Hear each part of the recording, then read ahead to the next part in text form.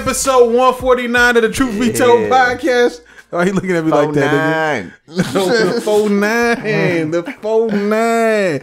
Hey, Black Todd don't know about that 49. I'm Soulja Todd this week. It's your boy Big UU from the Truth Be Told podcast. We appreciate everybody for joining us. Yes. My partner Riffa in this thing. Yes, I am. Soulja Todd, aka Black Todd in this thing. Soulja Todd. This is me, your boy Big UU in this thing. We appreciate everybody. Make sure y'all go subscribe to the YouTube channel, tremac.com/YouTube. Thank you for everybody that has subscribed. Thank you for commenting and leaving your feedback. We appreciate everything. Just want all the support. We appreciate it.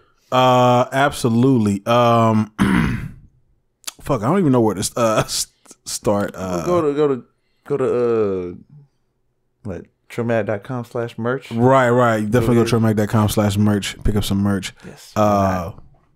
Did y'all get anything wild this weekend? I watched the UFC fights. They were good, but then I also heard about the Pacquiao and Broner. I watched that fight. You watched that fight? I didn't watch the fight. I just seen everybody say. I just seen him like acting like he won the fight, but he didn't win the fight. Yeah. It wasn't even close. You saw the whole thing. You saw the thing about the cheese. It's like if you want cheese on your burger, you ain't see that shit. No, I didn't see the interview. Oh shit, that shit's hilarious. He really did was very adamant about I won. I know I won. Even though they cheated me, blah, blah, blah. But trust me, it was not close. It wasn't up for debate. I watched some highlights and it looks like he was getting his ass tagged. Yeah. You know what I'm saying? I think most of the cards I saw had him at best winning 2 of the 12 rounds. I did see a picture. You could make a case for just one. Pacquiao with an eye injury that came out today. It wasn't close, trust me. He did not win. So what is he doing? Why is he doing this? I don't know. Is he just to get everybody to believe it? I don't know. You got to speak it into existence, man. He just believes it himself. That's how you got to live. You got to live your life. I'm not saying it's related, but I did see that the same night that Pacquiao's house got robbed. Really? For real? Yeah, I was reading about that earlier. You're definitely saying it's related. I'm not saying that. I'm not saying that. I'm just saying what I read. Yo. I'm just saying what I read. Yo, Black Todd. The truth be told is not implying. I'm not implying anything, and I didn't keep reading to see who the culprits were. Yeah, that's where's he from? Like the Philippines? Yeah, but I think it was his house in the States. Okay. Oh, big baller brand. Yeah, he took care of his village and he got. Well, he definitely got more money though for that fight. You address him as Senator Pacquiao. That's what I'm saying. Yeah. That man runs that. Because I did see that before. Is he really a senator? Yeah, he is. In his country? Yeah, the Philippines. For real? Yeah. He's fighting as a senator, bro. What the fuck? When did this shit happen? If you got beat up by a senator. If you watch a little Showtime, go on Showtime and watch the little show leading up to it. Right. In episode 1, they show him speaking in Congress. Holy fuck. Yeah. Hey, you need to zoom in on your face. I'm going to zoom in on my own face. God, I had no... This is how you know boxing is trash now. He has a voice. Because I had no fucking idea. Like, I knew he was out there, like, you know what I'm saying? Like politics and stuff. I didn't know he was out there in politics. I just knew he was just like out there and he was just kind of feeding his country. You know what I'm saying? Like, you know, he sings too. Yeah, I did know that. This nigga's a senator, a singer, and a boxer? Yeah. Jesus. And he gives away a lot of money to his people in the Philippines too. Oh, yeah. That's what I'm saying. I knew about that, but I didn't know that they made him the senator. Oh, yeah, he's out there. He ran. Yo, that's wild. After losing, you still won? Hey, look, he's still getting paid. I read that for this before the pay-per-view splits and all that. He was going to get 10 and Broner was going to get 2.5. For real? Pacquiao has the belt. That's why. Yo, Pacquiao. In the post press conference where he said that funny thing about the cheeseburger stuff or cheese on a burger or something, but Pacquiao had to leave because he wasn't feeling good or some shit. They said like before they even got to him. So like a dude came on there like, "Oh, Senator Pacquiao isn't feeling good, so he's gonna go ahead and leave." They just address him as senator. Like he got respect in these Philippine streets. Yo, I had no idea this respect on his name. Yeah, put some respect on Pacquiao's name. Yo, imagine going to the town hall like, yo, I'm sick of the fucking high taxes. This nigga just walks up. He's like, you sick of who? You sick of what? Yo, you get punked by your senator and you trash. The funny thing is, I want to see you Adrian Bro just got punked by a senator. Wait. Just imagine, like, is there a senator in Texas that's gonna whoop your ass? hell no. That's what I'm saying. It's a whole nother level, bro. It is a whole nother level. Just imagine it's like, yo, I didn't vote for you. And he's like, so what, nigga? And he just like walks up on you. You know what I'm saying? Like, so what? So you go box me though? All right, then back up. Would it be funny if Ted Cruz gave Riffa the hands? Oh shit, no. yo, Yeah, right. yo, Riffa get Ted Cruz. Ted Cruz.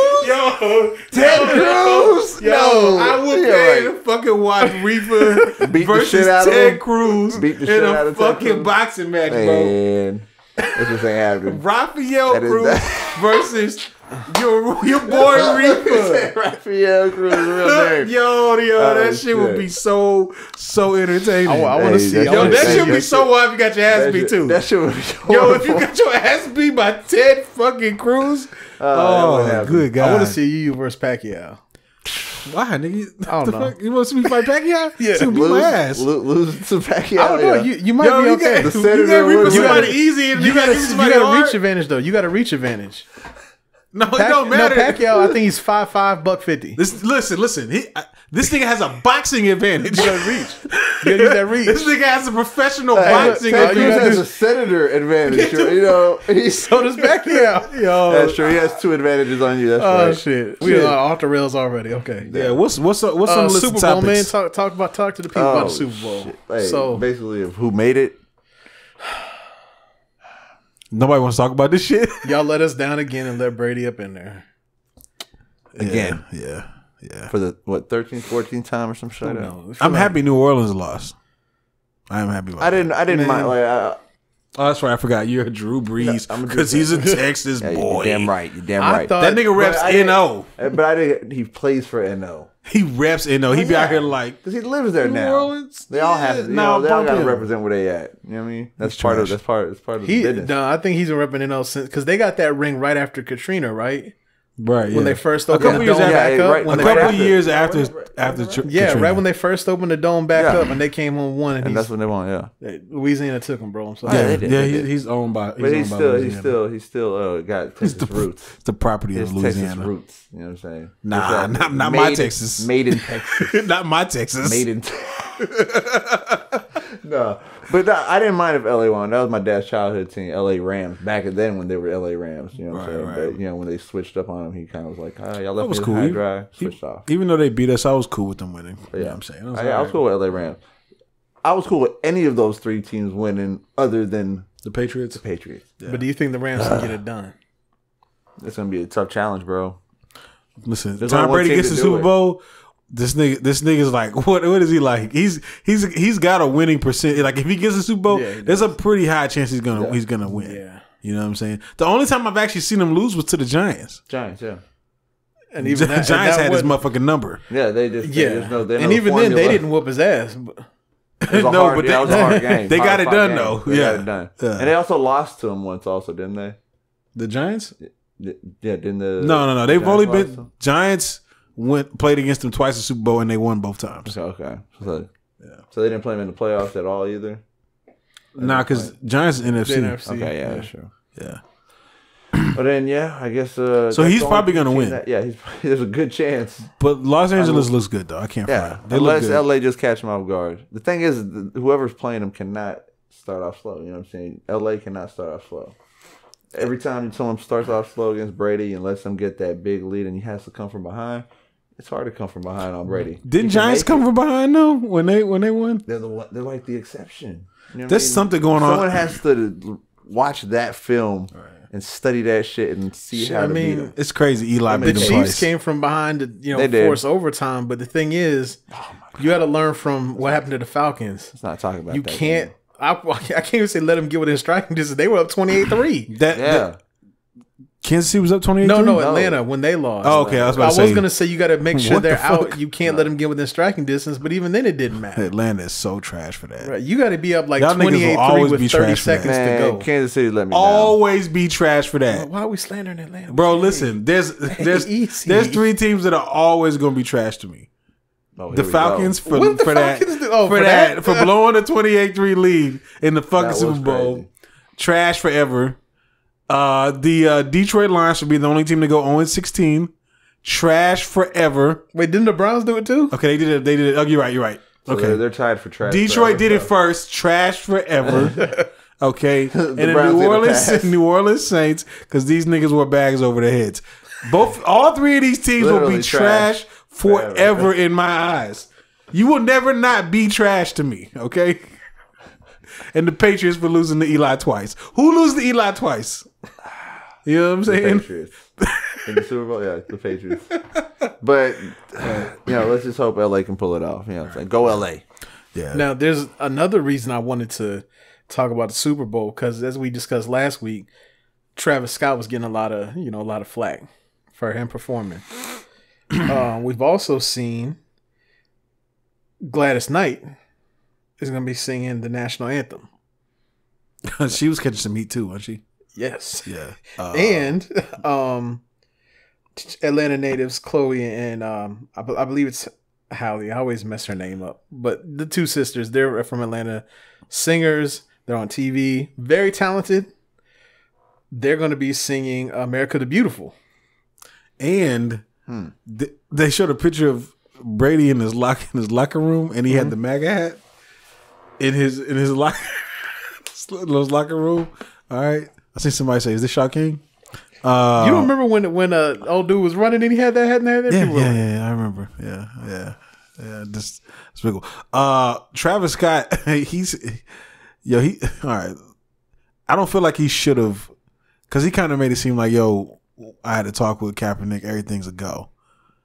And Ness Nitty was the one that came out and was like, nah, don't make it seem like that, because that's not what happened. Kaepernick ain't down with that shit. You know what I'm saying? Don't be out here fronting for the people. And then Travis decided he was gonna try to get them to pay for a social justice cause in the process. Listen, just like I was saying last week, if you want to do the Super Bowl, you want to do the Super Bowl. You don't gotta like front to, seem like the good guy or whatever. Yeah. You know what I'm saying? Because I don't think anybody was really gonna say nothing to Travis Scott. You see what I'm saying? Mm-hmm. I think JAY-Z tried to talk him out of it. If JAY-Z can't talk you out of it, nobody's gonna talk you out of it. You know what I'm saying? So people thought with the sisters, they were like, oh, they didn't consult with Beyonce about this, because they're tight with Queen B. But if Beyonce and JAY-Z can't talk you out of it, nobody's gonna talk you out of it. Right. I mean, a lot of famous people have done it in the past, so it's like big names to where it's like it's an honor to do it, but at the same time, it's just, I guess, with the time and what things are happening around it is what makes it for that moment, if kind of iffy for people to do it. I think if he had just didn't lie, it probably wouldn't have been that bad. No. But the fact that there's this lie in there makes everything just look way worse. You know what I'm saying? It just makes everything look way shittier. You know what I'm saying? Because now we can't trust you. Yeah. You know what I'm saying? You broke Texas's trust, Travis. I'm most interested to see if anyone does anything during their performances, and what any fallout might be. There's going to be a statement made. Lord knows, world going to be on fire if somebody does something during their performance. If somebody kneels during that performance. Oh, it's all hell's going to break loose. If the entire stage kneels, if a few people on the stage kneel they'll never let hip hop do a Super Bowl again. Bro, the Super Bowl won't even allow shows to happen again. Yeah, they probably won't. See, you're saying hip hop till Maroon 5 does it with them, then people are gonna they're gonna be furious. They're gonna be like, shit, Pop 2. Yeah. What are we gonna do? Ted Nugent's out there kneeling too. Oh fuck. God damn, it's over. I'm really interested to see. Yeah. Juggling act. Fucking stars dancing. Get a jester in here. I'm sorry, man, but Travis, it's not a good look, bro. It really ain't. Definitely not a good look. What else we got on these topics? Man, so keeping with our current events here, some people noticed that J. Cole had cleared out his Instagram. I did not notice that. People noticed when he posted a couple of things. I'm gonna read them to you in the order they were posted. And it's just so you can see the screen with just the words on it. It said, I'm counting my bullets. I'm loading my clips. I'm writing down names. I'm making a list. January 23rd, he has a new single with T-. I did see that announcement. So it's on the way. It's coming. We're still waiting on our stuff from the Revenge Sessions, but yeah. Did you see the gearing up? Did you see the little snippet of one of the songs from the Revenge Sessions? Actually sounds pretty lit. I heard like maybe 7 seconds. Oh shit. 8 seconds. But the beat and how he was flowing sounded pretty hot. I can't front. Hey, now, who is he? Is he dropping bars on somebody? No. Is the Lil Pump diss part 2? Is he gonna diss Joe Budden? Lil Pump part 2. He's gonna diss Joe Budden. Outstanding. Yeah. I'm here for that. Yeah. He's probably gonna diss me too. He probably will. Why did he diss you? You didn't do nothing. He didn't give him a 10 on I didn't give him a 10 one. on the album, yeah. But you were handing out water at the Revenge Session, so you should be in his good graces. Oh shit. Water? Crit. Somebody tap Crit shoulder. But I'm anxious to see what I'm anxious to see everything that they got going on, so we'll see how it all rolls out. Then I got one more before we get into the big topic here. This is just something I was reading the other day. Let's see. They were talking to Quavo, who was talking about the time they were on tour with Drake, right? And it appears they recorded a lot of music. So Quavo and Drake? The Migos and Drake. But basically he was going on to say that they recorded a lot of stuff and that they recorded almost like a song a day per date. So will we probably hear all this music? Probably never. But I just thought it was interesting. But, what do you do in your free time when you're kind of on tour and you're two of the hottest out there? I imagine party and record. I don't think they got time to party. Oh, they party. I don't think they got they as much. Getting that appearance. They getting that appearance money. Nah. You talking about on a tour like that? They on the buses. You really don't have time. They go in there. The show starts at what time? 8 o'clock. Well, they don't come out that early. But. Okay, so they don't come out till 8, right? They don't get done till what, like 1 o'clock? I want to say it's like near midnight. Okay, so we'll say near midnight. All right. Then you have to get on the bus. You have to break down and get on the bus and move to the next city. I think and you have to be pretty quick. Now you're talking some of about these like cities, every day or every other day. The major ones though, they got to go out because they were there for 5 nights. You figure they probably got you might hit a little stop. They probably had a good time in New York, LA, Houston. Right. I'm sure they have the hot spots, right? They got to have some fun. But I mean, you're not gonna, if you got to go from Oakland to, you know what I'm saying, LA, you got to be there. You know what I'm saying? It's like, all right, I'm pretty sure they probably did just stay in the studio. They probably had a studio on the bus and just cranked out a couple of hits. You know what I'm saying? Shit, why not? You got time. Yeah. Like, hey boys, 8 hours till the next stop. Have that or fuck with groupies. One or the other. Snort cocaine. I don't know. Yeah. Smoke a lot of weed. I was just saying, like, it's not too much else you can do. You know what I'm saying? Go to the strip club. That's about it. Life as a rapper. I'm just saying you're not finna go on sightseeing. Nah, you can't. Not at 12 o'clock at night. Where you gonna? You gonna go to the Washington Monument during the day? Where they gonna go in peace? Fuck you gonna do, dog? Where they gonna go in peace during the day anyway? You gonna go see the Abraham Lincoln statue? Hey, take off. You would go to Barnes and Noble. You gotta go walk around the mall and take pictures. No. Go to the gallery. Out of here. Go to the Galleria and cause chaos. You're gonna be doing cocaine, fucking with groupies, writing raps. Writing raps. All right, smoking sweets. Blunts are being lit. Yeah, marijuana is legalized. It's a must. So yeah, but that's all you're gonna be doing. No, it's getting done where it's illegal still. Too. I wouldn't be surprised if they worked on a mixtape or something. You know what I'm saying? Yeah. Yeah, we'll never hear it. I was saying, if I never hear it, I don't believe it. I mean, why not put it out? They should put it out. You know what? He's been talking about Culture 3 too, but he said in another interview that's not coming out till after Offset's project. So we had time. Yeah, they come out Culture 3 already. He said it's not done yet, but it's not going to come out till after Offset anyway. They better take their time with this one. They need to. Culture 1 sounded like they took their time with it. Yeah, it sounded. Culture 2 sounded like they just threw that shit together. Culture 3, they gotta definitely like take their time.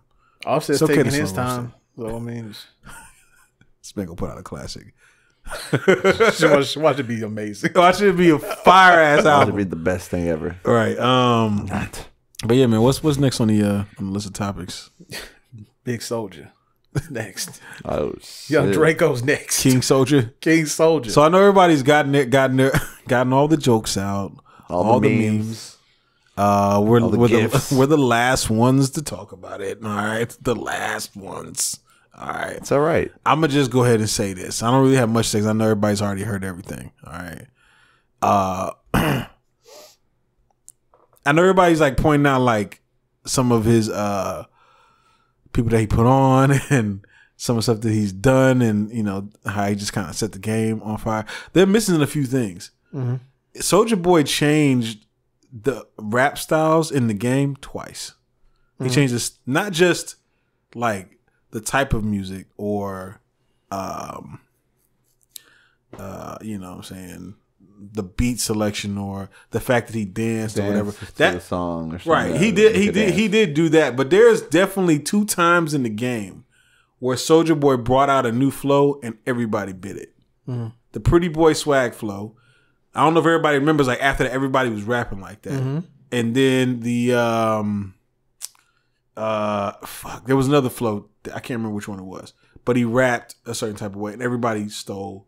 Started running with to it. That point. 2 times he did that. That's been this back and forth with Ariana right now too.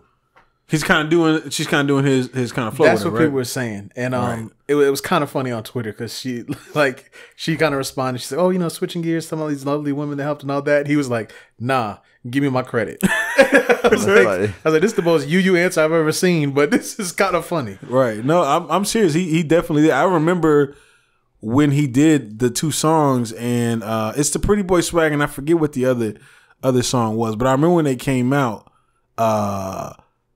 That I remember like a shift happened. No joke. I remember it, and I remember being upset about it because I was like, fuck, he fucked up hip hop again. I remember thinking that. Yeah. You know what I'm saying? But shit. we gotta give him his props, man. You know what I'm saying? We do. Like for real. Like no matter how trash you think he is. Yeah. You know no matter how much you may have thought. It is what you said is undeniable. And if you really think about it, like he said in his interview, he really did revolutionize the whole rap and internet together. Right. He took over during the ringtone era, made a lot of money doing that. Fuck yeah. And people just weren't using the internet like that. We really weren't. No, we weren't. And you know, he was kind of he did allude to this in his interview, but he was really before his time with the whole streaming thing, but like that's a nice foundation he helped lay with that kind of stuff. Right. No, it did, because then people really started to say, oh, there's money to be made via the internet. Yeah. You know what I'm saying? And they said, oh, I can do it on the internet. I don't need a label. All that. Right. I don't need all that. Yeah. Well, I think people were still fucking with labels, but I don't, but he did definitely, because I mean, the Superman song, the beat was so basic. Yeah. It was a basic ass Fruity Loops beat. You know what I'm saying? After that, I remember just niggas in the hood. Everybody was making these basic ass Fruity Loops beats. Mm-hmm. You know what I'm saying? And then eventually it evolved. People got better. People started sampling and bringing in sounds. They just made cold ass beats using Fruity Loops. But before that, it was basic. Nobody knew what the fuck they were doing. Mm-hmm. You know what I'm saying? And there was a lot. Took it to the top. Before that, how many things can you think of like, oh yeah, that song and dance or whatever went viral? Which that wasn't really a thing. Yeah. Bro, it was not a thing. Like there used to be dances, right? But that swept across the country. But like him using that and then like it being like a viral thing and or whatever. That was the beginning. That was the first. He was the first. Yeah, definitely. Yeah. We have to be real about that. There was a lot of firsts, definitely, that he set off. Which is fucking bananas when you think about it, because I was one of those people that was like, when he said on there, everybody said I kill hip hop. I was one of the niggas that was like, yeah, when Soulja Boy came in, hip hop went to shit. Let's be real. It kind of did. It did, yeah. All right. You have to be honest about that, okay? Mm-hmm. But I'm also aware that he definitely changed the game, and a lot of people follow suit after that. Not even like other trash rappers. Dope rappers followed the suit. Yeah. A lot of the rappers that we know and love today are all internet. J. Cole, we just talking about J. Cole. Yeah. J. Cole is an internet rapper. that popped off. Kendrick in internet rap. There's so many people that are like internet rappers that came up after that. You know what I'm saying? But it's really Soulja Boy laid that foundation. And look how many like really, really young rappers now are like busting on the scene at a very young age. Like he did, because I think now he's only 29. He's only 29? I thought he was I believe that. so. Shit, damn. Yeah, I think he's only 28 or only 28 or 29 now. Big Soulja. Hey, he started with like 12 or 11 or something. He was like 15 when he came out. And you know, and he did have a nice little run before he just kind of, you know, faded off a bit. But yeah, we know the last couple of years nobody really been checking for him. But you know, he did have his little run, and he definitely made an impact. Right. The funny thing is, now, because I heard his new songs, and they don't sound that bad. They don't. But I think the reason that they don't sound that bad is because of the game itself is at a really low bar. To where that sounds better than the rest. Where he sounds better than a lot of the bullshit that sounds like, oh, like I actually appreciate this now. Yeah. we talked about appreciate it. I couldn't appreciate it before. Everything else went so much harder. Right, because we had like Slaughterhouse and you know what I'm saying? Like all these different dope ass lyrics. We talked shit. about this. This is just him getting on the interview and saying what we already saw in the Feels Like Summer video when he was sitting there talking. Who was it? Trippie Redd and Lil Pump, maybe. Yeah, he was talking to the kids. Just kind of like telling them the the that was so wild. Back Somebody else peeped that too. Like that was so wild. Whoever made that video just like put that. And it's in perspective. You're right. Too. It's true. He's like the OG of the young. The SoundCloud age rappers. Yeah, now let's talk about him being the OG to Drake. Okay. Yeah. We heard the clip. He put your boy on blast. He put nobody because I didn't even fucking know about, bro. Nobody knew about that. That's what I'm saying. And yo, Drake is a fucking biter, bro. Look, it was right there in your face. I mean, it was right there in our face the whole time. I give him that. Yeah, he got his little 3 sentences off. Okay, fine. No, that's bar for bar. That's bar for bar. He got his 3 sentences. Rhyme for rhyme. As he said. Don't even try to minimize this 3 sentences. He got his 3 sentences. Don't even do that. This man gave you. I'm no longer Soulja Todd. I'm over your Todd now. He got his 3 sentences off. Oh, he's back. He gave you an entrance to a song. Yes. Entrance, not just 3 sentences or a bar here and there. It was an entrance to a song. You see what I'm saying? One of his bigger songs, one of Drake's bigger songs. I'm just saying, man, you gotta give. I'll give him his due credit on that. Here's the thing, though, but I guess Drake didn't know that this existed. He might not have. No, he didn't know. No. Let me rephrase that. He didn't know that like people would ever catch on. Because I never heard that Soulja Boy song. You know what I'm saying? No one had, honestly, not I don't mean that like dissing him, like, oh no one heard that. Like, I don't think anyone outside of Soulja had heard that before. Right. So that's when people came up. It was like, oh, because Drake was on MySpace. Like, I don't think he heard that. I think if he had heard that, I think if he had heard that song, he would have made sure it was buried. You don't think Drake respects Soulja Boy? No, I do. Have you heard Nigga We Made It? Yeah. He respects Soulja Boy. All right. Yeah. Of course. Soulja Boy blessed him. Okay. Let's slow down. OG Draco. Let's slow down. That's why when he said, how come he made come do the video? Because wasn't nobody feeling you when that song came out. That's why he didn't do the video. Which video? For that song. Nigga We Made It? Yeah, he said in the interview, he said, how can you come do the video? That's a classic song. It is. I love that song. Yeah. I love that song. Yeah. I got a funny story about that. The Jay-Z and Jay Electronica version was better, but it was still a classic song. Jay Electronica. Yeah, that song was talking about Soulja. You know what's crazy? Jay Electronica bowed down to Soulja too. Man. You know who else has been very, very, very supportive of Soulja Boy? King Los. King Los? Extreme, like he's like his biggest fan. I see him on his Instagram all the time. You know what I'm saying? The lyricists out here giving Soulja Boy his props. Yeah. We got it. I will say that I think the funniest thing to me about what he said about Drake, and not that Drake, that was obviously hilarious. Right. But at the end, when Charmaine's like, generous part was hilarious. He's like, Drake will bust your ass. Saying, man, we Drake throw hands right now. I'm like, all right, slow down, slow down, slow it down. Now let's talk about this Soulja console. And y'all buying it? No. Why not? Y'all not gamers? I still have a Nintendo. All right, I don't need to buy that. So I still have an Atari. I don't need to buy that. This Soulja console has 800 games on it. Yeah, okay, I don't have that many games. And a little handheld has 3,000 games on it. That's just insane. Y'all mad at his hustle? Hell no. Get that money. No, do your thing. I'm not knocking you, man. I can see he thought he had an opportunity. From what we've seen, read, I guess was just trying to rebrand a Chinese company that does these knockoffs. As we suspected, they said they're kind of cheap.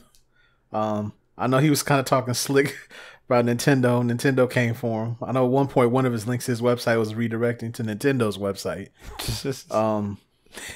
You got to be careful. You can't fight these big companies, but nah. I'm not mad at him for trying. But at his don't forget the watch. Don't forget the Soulja watch. That's right. He's a Soulja watch. Why haven't they sued him yet, though? Because they said he has the licenses. He owns the licenses. I don't think he does. Well, then they would have sued him by now.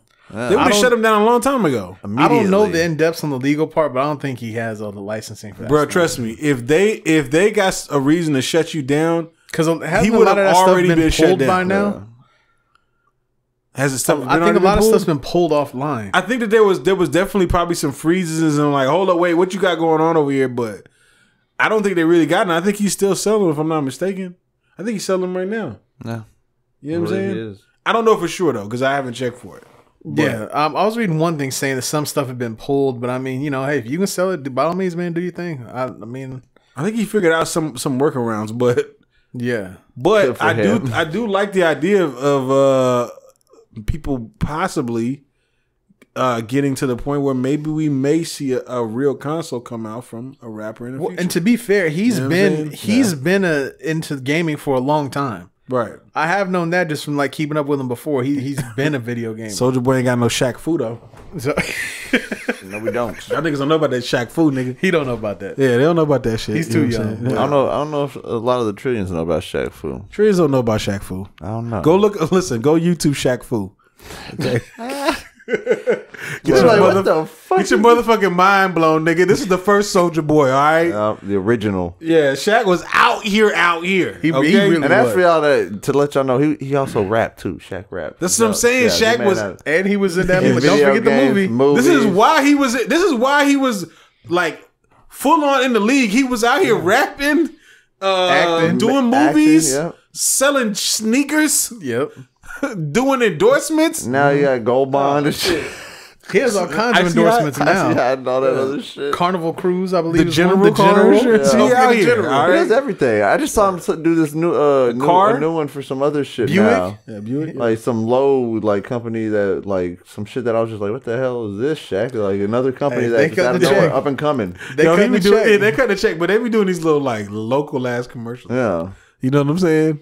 I'm like, what the hell? Where the volume cuts on real loud and shit. You're like, damn, I thought I turned it down. Yeah, right? That's the kind of commercials it is. Yeah, that's what I'm saying. It is real.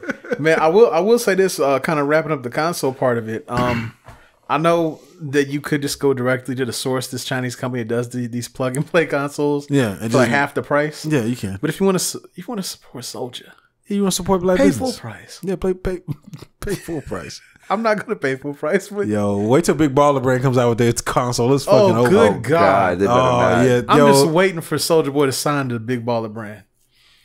Listen, I think at this point in time, listen, man, hip hop has enough money. I know we're gonna get into this a little bit later with some other times, but hip hop has enough money now that somebody can kick this off, like a real console. You know what I'm saying? He needs to be careful because that reminds me. Look at what happened with LeVar Ball. He said he wanted to do the Big Baller Brand League where these kids could not go to school, but they could do that year. You got to do in between, and they get paid. He pay them a little bit, and then the NBA changed all their rules for the G League and how they were going to do that. Now, of course, that's going to crush LeVar Balls, but you got to keep an eye on stuff, bro. But that's how they do, bro. That's how they do. Because listen, when the XFL came out, okay, there were some things that the XFL was doing that the NFL wasn't doing. Even just their camera angles.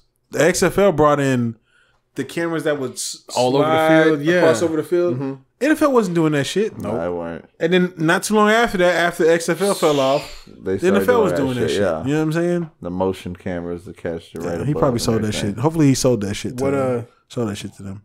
What y'all think about poor Kanye? He just can't win. What you mean? What's going on? What do you think about what Soulja said about him? Oh, wait a minute. First of all, somebody needed to say it, and it had to be Soulja Boy. Okay, it had to be Soulja Boy. He hit him all fronts. He said he was better looking. He said, "Listen, man." He just said, "Ain't nobody." He was killing him. He said everything. He said Soulja Boy said everything that everybody else has been thinking and saying. Yeah, exactly. It's now, because you don't really hear it on that level with that big of a megaphone, right? Like, this is what I hope. I'm pretty sure Kanye's seen this. He had to. Oh, he had to. Because he, like, you hear... He may downplay it and like, I haven't seen it, but he's seen it. Right. Like, like, you might hear, like, Joe Budden podcast, they may talk shit about Kanye. Kanye probably ain't checking for that shit. You hear probably Charlamagne, he probably ain't checking for that shit. You know what I'm saying? Like, it's only reaching, like, a certain amount. But Soulja Boy, him, like, disrupting the entire culture, Kanye knows about that shit. And hopefully he heard that shit. And calling him out while doing it. Yeah, yeah. Hopefully he heard that shit and he's going to make some adjustments. You know what I'm saying? Hopefully it's an eye opener. Listen, he said his shoes is ugly as fuck. They are, nigga. Yeah. No, he's not wrong. They're ugly as shit. I don't care what anybody says. Bro, we were like, what the fuck is this fashion show? Remember when people coming out wearing his like rags?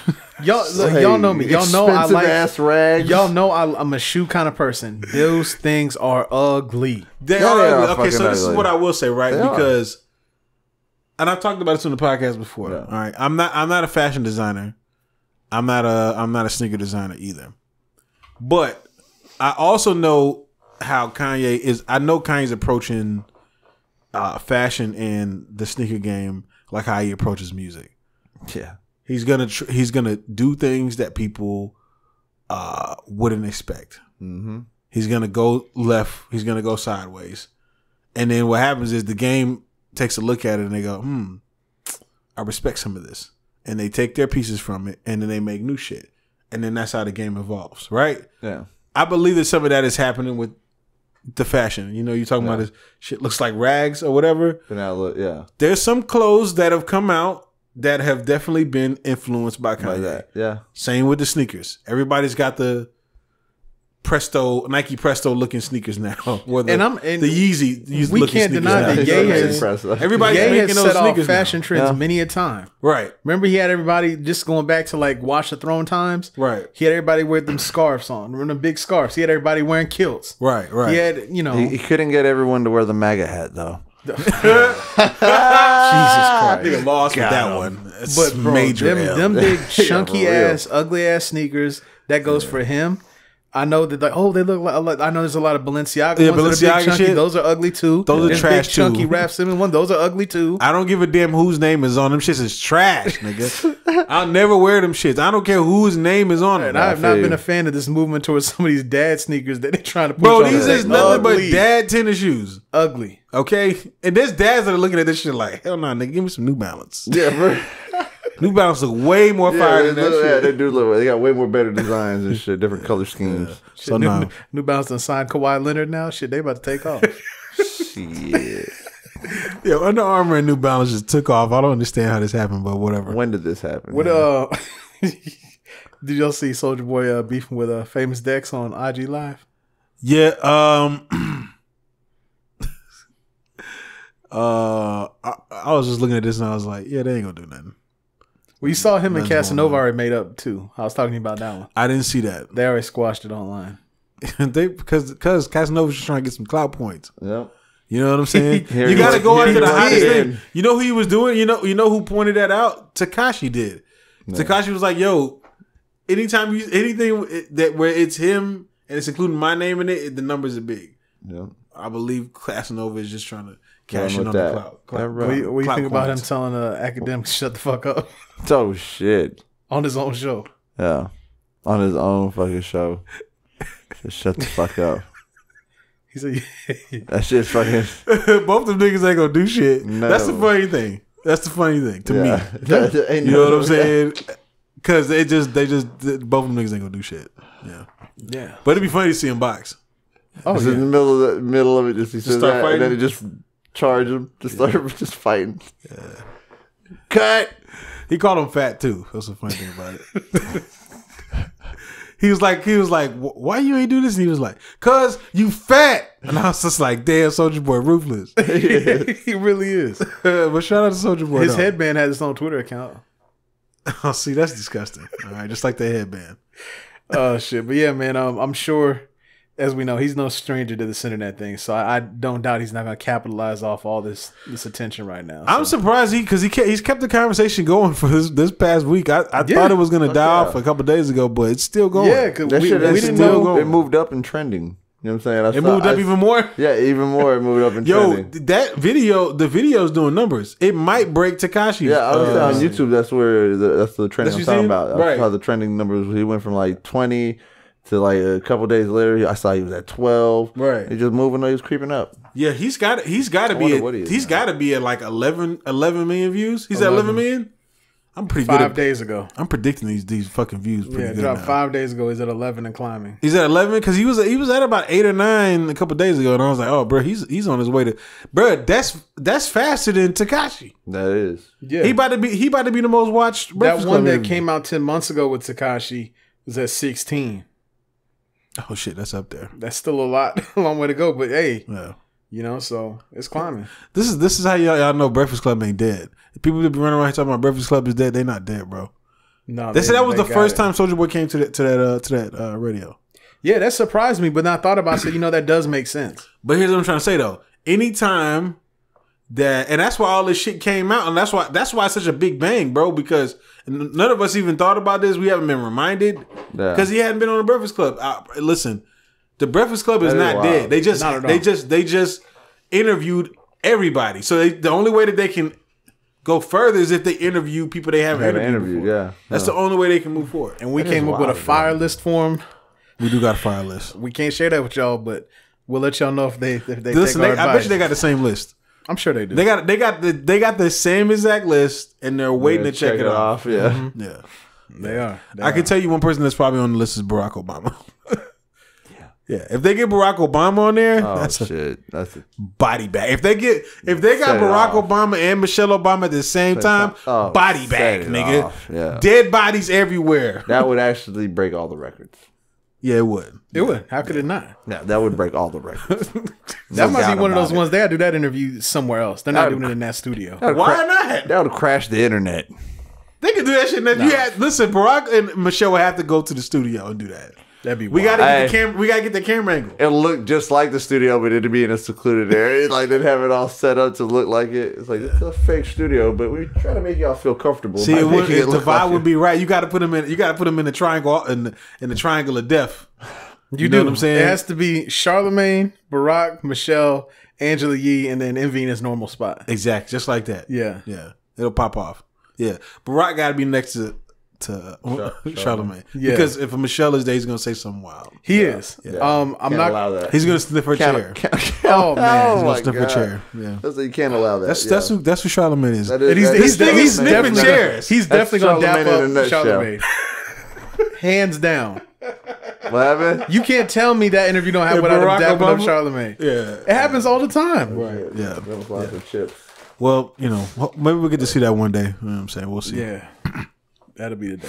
What else we got on these? We done with Soulja Boy. Yeah, we. I'm glad we got to squeak that in there. We didn't know if we would get to make it. Draco. Yeah. But yeah. We got a couple things under our movie segment here. Screen's falling down. We got a fire trailer. I know I've been on here talking about I want to watch the movie trailers, but I watched the John Wick trailer. You don't like watching trailers at all? If it's something I really want to see, I won't watch it. It does kind of suck that we watch them online now and not like at the movie theater where it's like the most impactful.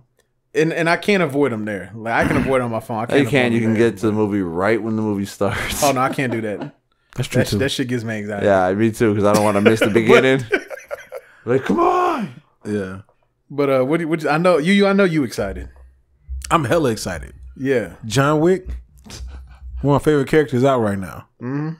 I'm just trying to figure out why the fuck Riffa ain't never even seen any of them. We found this out right before we hit record. Bro, I don't understand how the fuck you haven't seen we this. all watched the third trailer. Like, no, I haven't watched it. So I haven't seen the first one. I've seen the first two trailers, but I haven't seen the first. So the first one, without giving you anything, the first one's premise. I remember seeing the trailer for the first one, and I was just like, He does all this shit for a dog. You know what I'm saying? And I was just like, no, that's. See, I know that much, and someone's told me about the movie, but I kind of like let it go in one ear and out the other. To where it's like I ain't trying to hold on to it and have the movie ruined. That's what I do with movies. Someone tells me about it, I'm like, you can tell me about it because I'm gonna forget about it. I never forget shit. I forget. I hate going to a movie and I'm just like, oh yeah. Unless someone acts it out, like they're telling me and they play it out and make it like almost like do it better than the movie at times. Because I've had people explain something better than the actual fucking thing I watch, and I'm thinking, man, I can't wait to see this. And then it's trash. And I'm like, the fuck is that? Yeah. You made it sound funny. That's why I just when people start talking, I'll be like, don't say shit else. Like, zip it. I was mad when you showed me the clip from Aquaman where she's fighting in the house, and I was like, why'd I watch that shit? Why you show me this shit? That same shit in the commercial, in the trailer. They showed you like a quick little 3 second. That was the whole fucking fight, bro. That was. There was the whole fight. I was like, well, already the only thing you added, the only thing they added that wasn't on the trailer was the dude when he like grabs her shit and gives it to her and shit. Other than that, they showed that whole fight. Now y'all see why I don't watch trailers. No, that wasn't a trailer. That was a he trailer. Actually pulled a clip up and showed it. Clip, yeah. Oh, that's cruel. It's cruel. Shame on you, Riffa. Shame on you. That scene where she's in the house and she's fighting everybody in the house. Bro, he showed me this scene on fucking YouTube. They showed that shit in the trailer. They did not show that shit. No. She showed me the whole. Not the way she was handing out ass whoopings in that house. That's what I'm saying. It was like a whole 2 or 3 minute clip, and I was like, "That's the whole fight." Think about it. It's been all this time. I still haven't shown you the clip of that bathroom fight because I want you to watch the movie. Good sense. Which one? In Mission Impossible. Oh, okay. Have you seen the Mission Impossible? I haven't. But have you seen the commercial, right? No, I haven't even seen the commercial for that. You haven't seen the commercial for No, this? you've seen that commercial. You haven't seen the trailer for this? I have not seen the trailer for the new Mission Impossible. For the one that came out like a year ago? Last year, was it? Oh, at least. Oh, it came out a year ago? The movie came out? Yeah, it came out like last year, right? Yeah. Oh, then I probably seen that trailer. For, I thought Ghost you said there was a Protocol. new one. Yeah. What's that one Fallout? called? Yeah, Fallout. Yeah, I never saw that one. I saw the one It's with your boy. It's with your boy. Superman. Yeah. Yeah, I haven't seen that. That's the one where that's the movie he was doing with that's what they had to when do they CG'd his CG mustache. for Justice League. Right. That's the I movie said he was lip doing. with mustache. Yeah, that's the movie he was doing. There's a scene where there's a fight in the bath in like a I've public seen that bathroom. shit also. Yeah. Okay, I didn't see that. You seen that scene? Yeah. Okay. You didn't see the movie though. No. But I seen that scene. Why do you do this to yourself, bro? You ruining your own experience. No, I'm not. Yeah, you are. You gonna watch the scene? No, it just saves me that much more money to have to go watch the movie again to break that little scene down again. Now I'm going to see it for my second time, but on a big screen, and I'm going to see everything a lot better and more clear. I'll be ready to pay attention better than a person that had never seen it. You feel me on that? Because you go watch a movie twice. You see a movie twice, though, right? You go see movies multiple times and pick up more shit. Oh yeah, but here's the thing, though. If I want to go see the movie the first time, I want the whole experience to happen. Then you need to take his angle and stop watching trailers too, because that's all the trailer shows you. Everything. Okay, well, the trailers are gonna show me things or whatever, right? But scenes is where I have like an issue at. You know what I'm saying? Like a whole scene. A scene is like a couple minutes in. Listen, that bathroom fight scene is that the highlight of the movie? One of is one of the highlights. Is that one of the highlights in the movie? It probably is one of the highlights. Is that the best part of the movie? Best fight in the movie? It's definitely a highlight of the movie. Okay. Now, I don't want to see a highlight of the movie. Did you see James Wan's extended trailer for the Aquaman where it was like 2 scenes damn near also? No, I don't watch extended trailers. You didn't see that extended trailer? The funny thing is, like, it's not the most crucial scene to the plot, but it's the one that I remember most. If that made sense. Because it looks, bro, I already know it's fire. It was intense, that's why. Yeah, I know. Bro, I can just tell by just like in his John Wick, okay? Yeah. He takes the book and he fucking slams it. And I was like, bro, they didn't even show it to me, but he looks like he killed this nigga with a book. My imagination is already going in this scene. Did he or didn't he? Listen. In the John Wick trailer for 3, right? Yeah.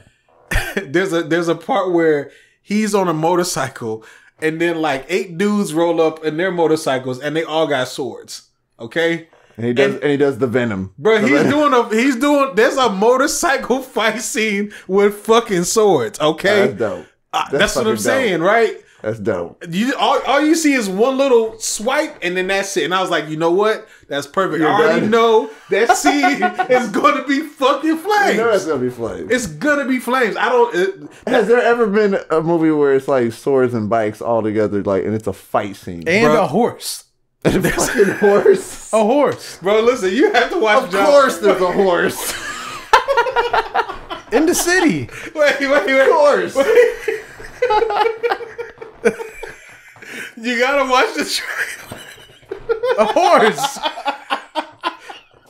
You gotta watch the trailer, dog. I'm gonna look out for that horse. That's what I'm looking for now. You gotta watch. First, you gotta watch the first movie. Yeah. The first two movies. The first two, I got to. Yeah. No, John Wick. John Wick is fire. I'm telling you, bro. Yeah, I've seen.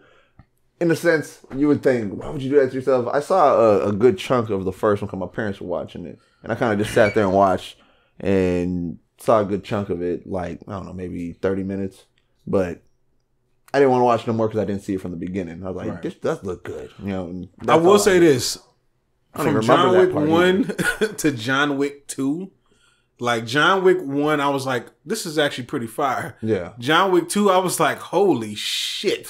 I did not know it was that fucking deep. John Wick 3, I'm like, okay, good luck, nigga. Well, yeah, when they had that excommunicado countdown, I said, oh, bro, you know what's gonna happen, right? I can tell you what's gonna happen right now. That fucking doctor. He look. He gonna attack. I already know it. I already know it, bro. Was on the trailer? Well, I can't Or it's just something from another part?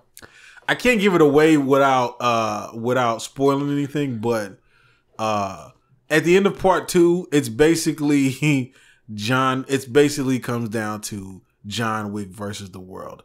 Yeah. And I can tell you that without you understanding how or why that is. You see what I'm saying? You not say that about anything. Yeah, that's not a plot point that I can that's gonna like fuck you up, because how it gets to that point, it doesn't even really. But yeah, it's John Wick versus the world. That reminds me, because he's the same guy in both things. The dude who's talking in the trailer is the same guy from American Gods, which comes back in March. So make sure you get caught up. Oh yeah, that is that guy. Yep, the same dude. Yep. Yeah. Yep. Yeah, I'm ready for it, man. Y'all watch Punisher? That came out on Netflix. I have not watched it. What came out? Punisher the second season. Second season's out, bro. Second season is out? Yeah, for like a few days. It dropped on Friday. Yeah. Where have you been? Where you about to say where you been? This person's Netflix that I'm using is trash. That's right. You got the fucked up algorithm. It's not even in the fucking algorithm. It's not even. No, see, yeah. It's not even in the, I didn't get the little alert. I gotta talk to this chick about this fucking Netflix. About that because it dropped on Friday. Yeah, that shit's been out. I haven't watched it the whole yet. season. What the fuck? Yes, Netflix, bro. It's Netflix. You know how they wait a minute. You watched it? No, I didn't watch it. Okay, why you over here acting like but I'm acting because I'm surprised. Like you don't. I had no idea this shit even came out. My mind. I had no fucking idea. Are you serious? That is crazy. Serious. I haven't seen no. But listen, this is a guy that's on top of that shit. Usually, I'm not on Twitter. I haven't been on Twitter. I like get in there just every so often. You've been inside. You haven't been outside to play. Yeah. No, see that algorithm is trash because when you logged in, that should have been the home banner. Like, you know when they're promoting something, that should have been right there. Bro, this is somebody else's algorithm. Nah, we had to talk it's number one on everyone's algorithm right now. You go on there, it's the first fucking bro. thing. It's not on this algorithm, bro. Listen, this algorithm is full of like romantic comedies. Nah, you know what popped up on the algorithm on there? The top. I know what they watch. There's a movie with a white girl and your boy Papa Doc. A guy who plays Papa Doc. What movie is this? Falcon. What's his name? I can't remember his name. You think of his name right now? Mackie. Anthony Mackie. Anthony Mackie. Anthony Mackie and a white chick, and the planets is ending, and they have to. Everybody's left and gone to one of Jupiter's moons or some shit. What the hell? And they're still on Earth, and they're trying to get to. Andre 3000 got a space movie coming out too. Yeah. We watched the trailer, didn't we? Yeah, we did. Yeah. So yeah, that's her banner. This chick's banner. Fair enough, but yeah, Punisher's here now. I'm like, no, because she likes romantic comedies. Yeah, and that's shit. Why it's like that. All her shit is like romantic comedies. So I know what she watches. it's a bunch of shit that you probably didn't even know even came out. on hers. So I didn't even see the Punisher. Yeah, that's how he's here. I guess I got to pay for my own Netflix. And then they just raised the prices. Like $2. They did to $13 a month. They went from 10 to 11 and now 13. It jumped up. And the worst part is, they could send you an email and say, "What you gonna do? Leave?" And I'd be like, "No." Yeah, and everybody's gonna stay pretty much. No, you can't leave. If everybody if I would just pay for my own account, probably wouldn't have to raise the prices. Well, for these, that's what it is. Yeah. For this exact reason, people you like can't. you. For this exact reason, you can't. No. This is why I'm definitely not buying the account. Them, well, Netflix, I'd like to get my own account, but I can't. Yeah, because of stuff like this. Right, I'm definitely not buying the account now, nigga. You know what I'm saying? Not for prices. $13 a month. $13. Dog,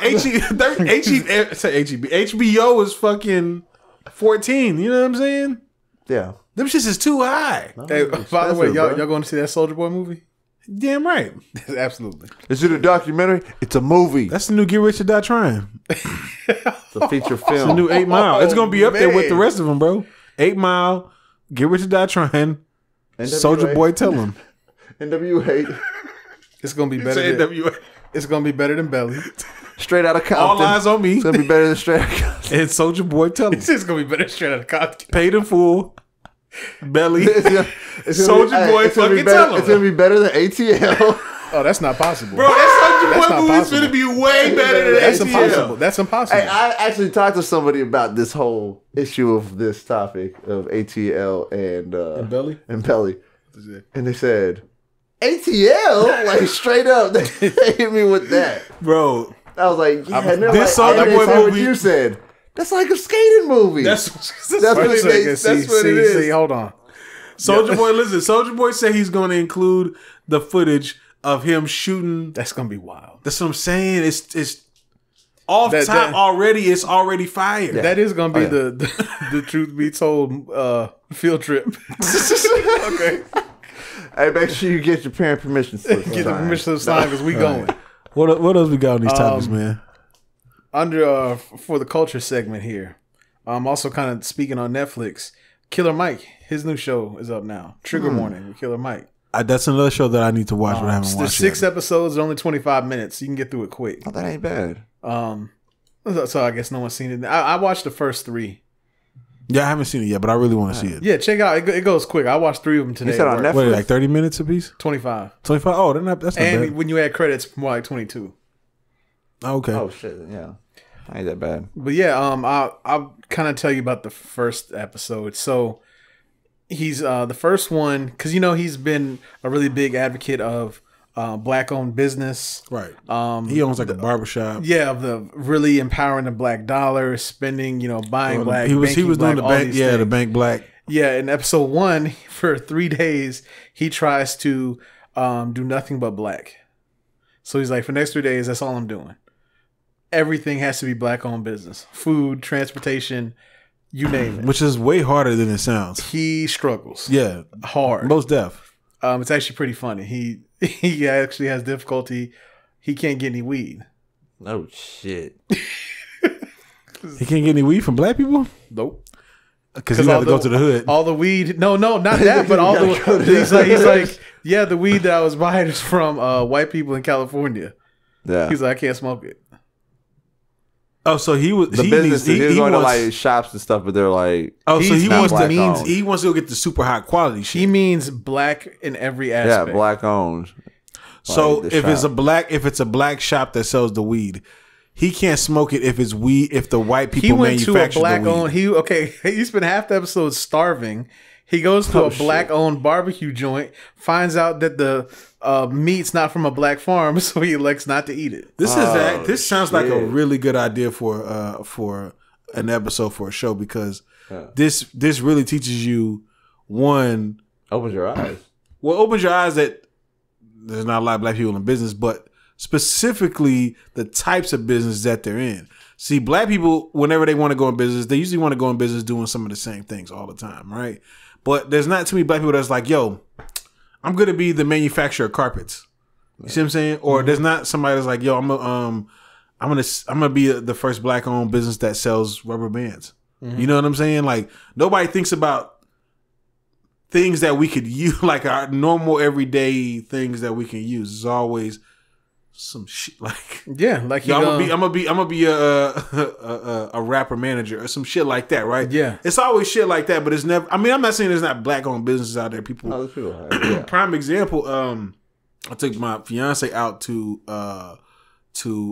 there's a she's supposed to be going out to flying out of Austin, right?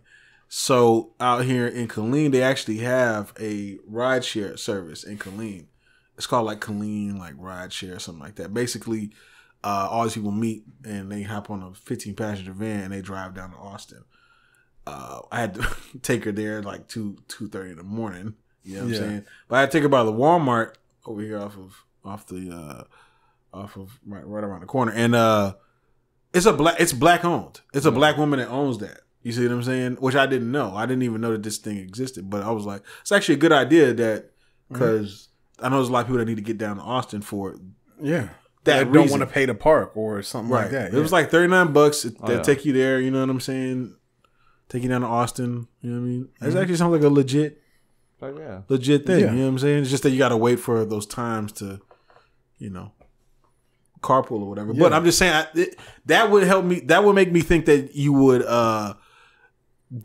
see the opportunity for stepping into certain markets that people just aren't stepping into. Yeah, and it's interesting because, like I said, he struggles because a lot of the stuff, even if he was able to find the black owned business, when he gets further into it, he's like, oh shit, well, something further can't do it. Yeah. So I thought it was an interesting concept for a show because they were actually putting, applying these things he's been talking about. So it was pretty interesting. I definitely would recommend checking it out. I'm going to, man. There's one episode, episode 3. It's titled like White Gang Privilege, and I'm thinking, what's that about? And the whole premise is he's attacking the notion that they allow kind of a commercialization of stuff like Hell's Angels and things like that. How you can buy shirts, or you can, they made it into I'm trying to like a product, licensing. They've kind of licensed like it. when you go to Walmart and you see like a Texas A&M shirt. Yeah, like how they've made it into a brand. Whereas he says all they ever do is demonize Bloods and Crips, for example. Right.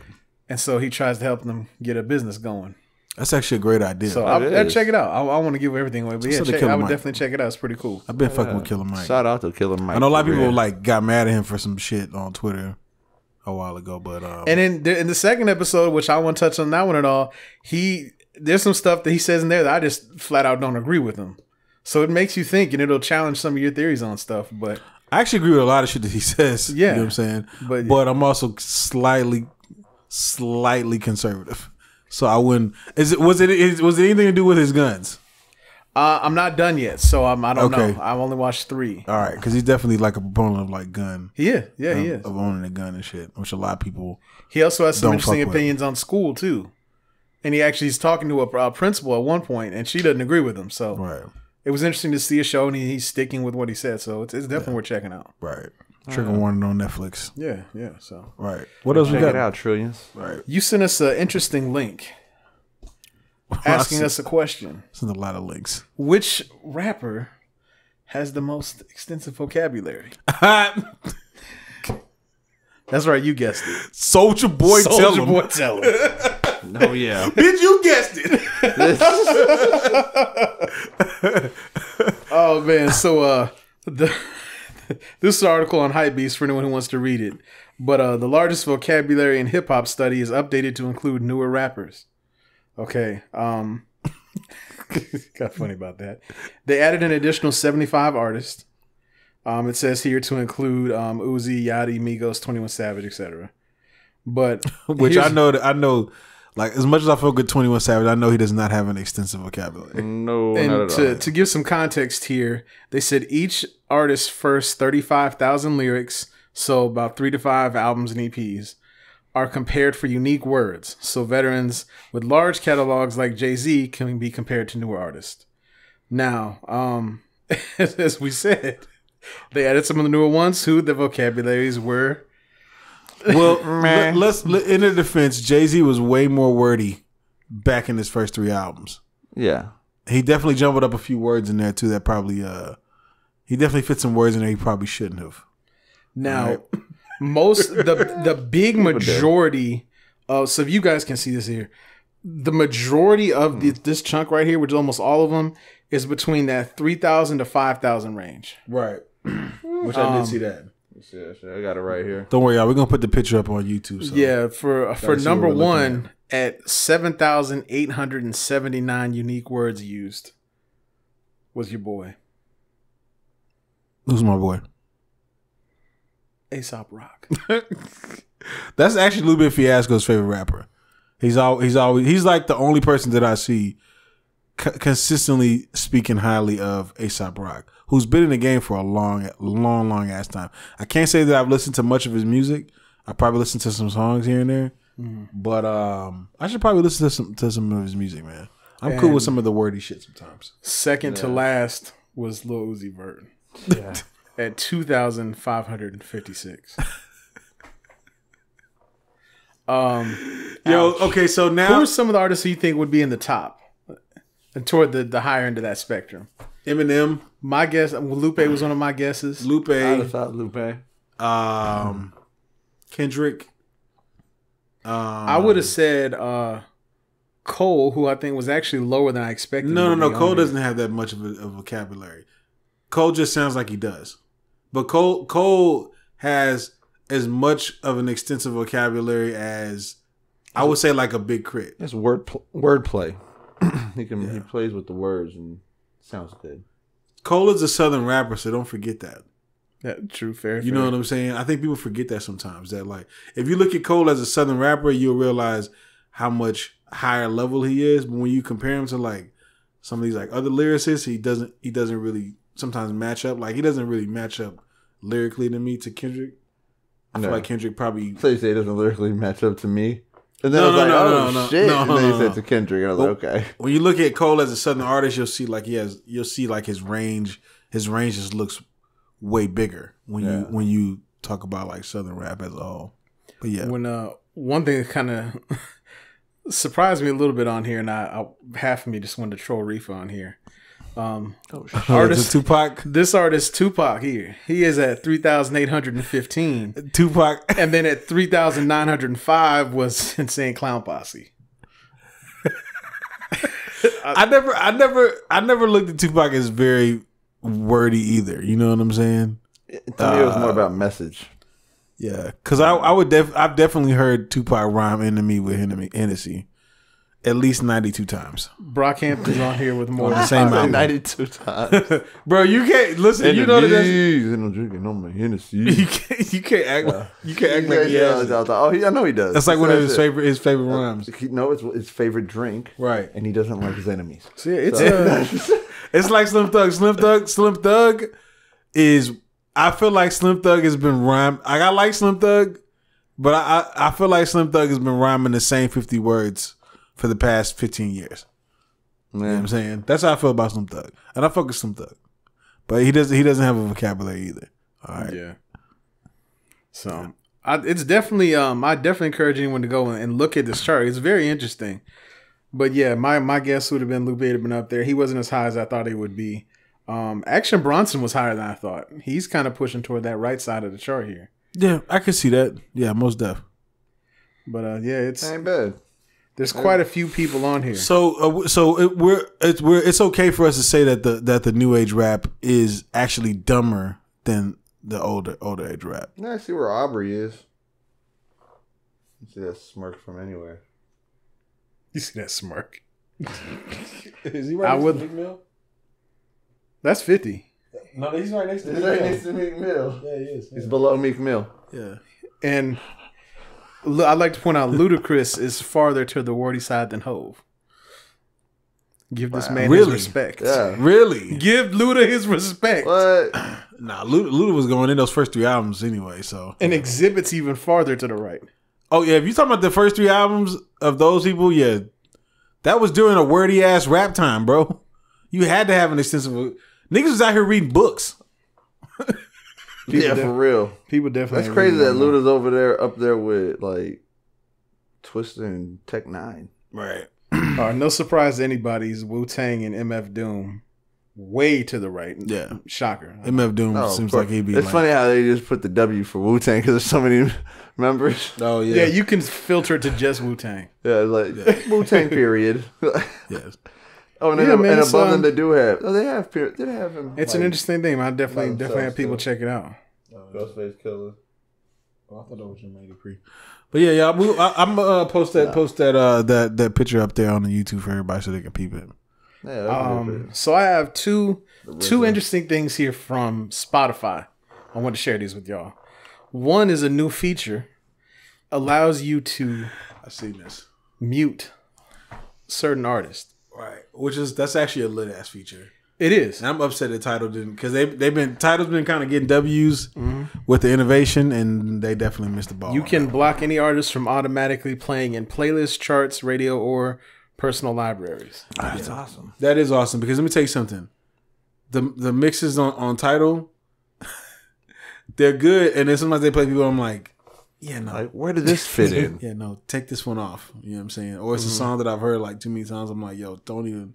I'm done with this. I'm gonna play this fucking song again. All right. Yeah. So yeah, that's actually a good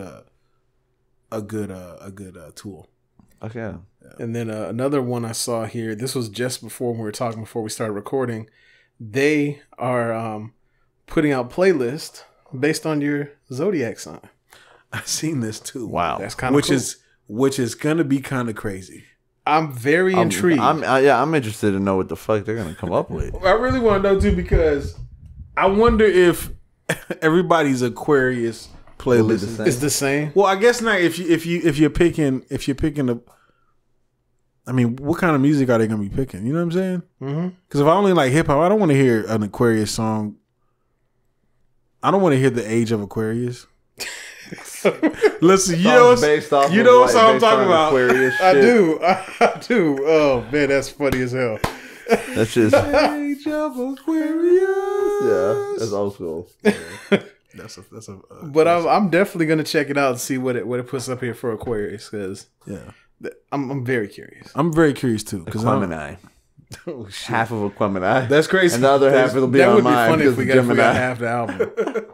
Right. So I'll definitely go in there and see what it says. If it's based off of Aquarius and my listening habits, this should be pretty fire, right? But that's should be Spotify. You listen. You don't use Spotify. Yeah, I do. For what? I can't be well rounded. Oh shit! Wait a minute. Well rounded. You out here using Spotify too? I have a feeling y'all about to start lying on me again. Bro. Wait a minute.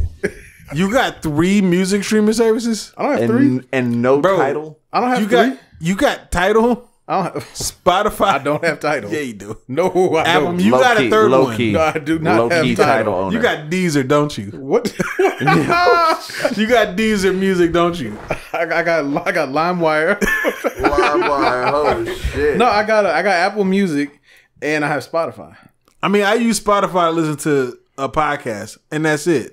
No, man, I don't play music on there because I don't have the you know the actual. I'm only paying 99 cents, and I use both. Baller. You pay 99 cents for 3 months. I fell through the cracks. So wait a minute. So you still playing? You Well, not after this episode goes out. I'm sure they're gonna. There goes that. Yo, you got Spotify. You just ruined it. And, you looping. You consistently getting your 3 months for 99 cents. Not anymore. Not anymore, but okay. It was good while it lasted. Yeah, but I paid the 10 for Apple Music though. Yeah, that's the Yo, Black Todd is balling. But normally I use forgot Spotify. bars and Black Todd is balling. Normally with Spotify, I'll use that if I'm making playlists for other people because I have a lot of friends that use Spotify, and they have me making playlists for them. So I'll do that. Right. But that and then you a DJ too? DJ Todd. You out here making playlists of people all the time. Yo, Black Todd. Let me tell you something. What the fuck is Black Todd has? I knew you. That's what I'm saying. Black Todd has a whole I'm a whole other life. This motherfucker has a whole balling ass lifestyle that none of us know about. That none of us know. He has a whole other name, like alias and shit. Nigga's name is Terry. I already know. Oh man! Hey, right. As long as it ain't Jenkins Goodword, it might be Terry Goodword. He is the real Jenkins Goodword. Why Terry though? Why Terry? Yo, those here for like you don't look like a Terry, bro. He don't look like a Terry. I'll take Terry over. Bro, you are a Terry. At least we've gotten away from what y'all were saying. I can see it. I'll take Terry. Definitely Terry. Yeah. Okay, I'll take that. I'll accept that one. Fine. What else? We got Black Terry in the building. What else we got on this little topic, dog? Man, I read this. I read this online, and I wanted to ask y'all this question. So, this person said this was they had it posted as an unpopular opinion, but I read it and I said this is an interesting thought. Let me ask the host of the Truth Be Told podcast here. This person said, I don't care about lyrics when I listen to music. I barely listen to them. I care about how the song sounds as a whole, and the voice is basically just another layer / instrument to me. What they're actually saying, irrelevant. And how young is this kid? I can look. This nigga's definitely 22, but I was thinking more 17. I'll look while you're talking. So they don't listen to lyrics. This. You know what this comes with? This comes with the main. This comes with hip hop being mainstream. Yeah. Like you have different types of fans out there, and the ones that care about the lyrics. That number of people when we were young, we just cared about the lyrics. That group of people, it's still there. It's the same amount of people. It's just a forgotten art. I don't even think it's a forgotten art. It's still there. It's still there. To appreciate it is what is forgotten. Like people don't appreciate it. There's people we still appreciate the. We still appreciate the. I'm just saying that's what I'm saying, right? It's not at the forefront. No if you look at just back from our era, right? Yeah. When we heard rap, it was all about the lyrics. Yeah. So the hip hop, it gets bigger. So the fans got bigger, and it gets bigger, and the fans get even more bigger. That group of people are still there. Yeah. That same number of people, right? We're just lost in the crowd. Yeah, we're just lost in the crowd, bro. It's just like it's just more crowds now. It's like boom, boom, boom, and then us. You know what I'm saying? Yeah. So, I mean, some of us are comedians. We can, you know what I'm saying? We can venture. Yeah, we venture, you know what I'm saying? Or whatever. Pop into other bubbles every once in a while. I definitely pop into other bubbles. I can't front, you know what I'm saying? But yeah, that's just what it is. It's just people that are from these different. So real quick, I found the actual tweet. It's from Brandon Calvillo, and he's 24. See, that's what I'm saying. And the word he used in his actual tweet, he says it was just another instrument, blah blah blah. The lyrics are actually superfluous, which I'm thinking, oh wow. Okay, he had so that's even stronger. Word of the day, if you ask me. Yeah, but damn. It sounds like he likes lyrics if he's using words like that. Shit. Let me ask you this: is he black? No, he's white. I believe so. Maybe Hispanic. He might not be. I said the last name was Calvillo. It might be Calvillo. I don't know. But. So the reason I asked that is because I've noticed that as hip hop has gotten bigger, there are a lot of non-black people that they grew up off of different types of music. Mm-hmm. They weren't. Maybe it wasn't around the lyrics. It was about the instruments. Yeah. It was about the guitar solo. It was about you know what I'm saying, the feeling or the energy or the intensity. Right. It was more about that than it was the actual lyrics. Yeah. So for them, they listen to it differently than probably you see what I'm saying? Like the people from the hood, like they kind of not inherited. They kind of ventured into hip hop, and now they embraced hip hop, but now they're embracing it with the same way they embrace the other music. Maybe they'll say somebody like Lil Uzi Vert is like amazing, right? And you'll notice Lil Uzi Vert on the vocabulary scale he just didn't have the vocab at the bottom. He's not wordy, but those people that'll say that will hail him. You know what I'm saying? But then the people that like listen to hip hop for the the lyrics, we're gonna hail. So I never held MF Doom, but some people will hail MF Doom. When you're checking out a new track, first time through, are you saying so? Okay, yeah, let me check these lyrics. So I'm a rapper. Well, I'm a wash rapper. Retired. So we are. Yeah, we'll say retired. That's what we are. Lyrics is always gonna be the first thing that sticks out to me. You know what I'm saying? Yeah, straight up. And the beat is gonna stick out to me too, just from like a creative standpoint, because I hear a beat and immediately I go into my head. No matter what beat I'm hearing, I think about how I would flow on it. Yeah, that never dies. You know what I'm saying?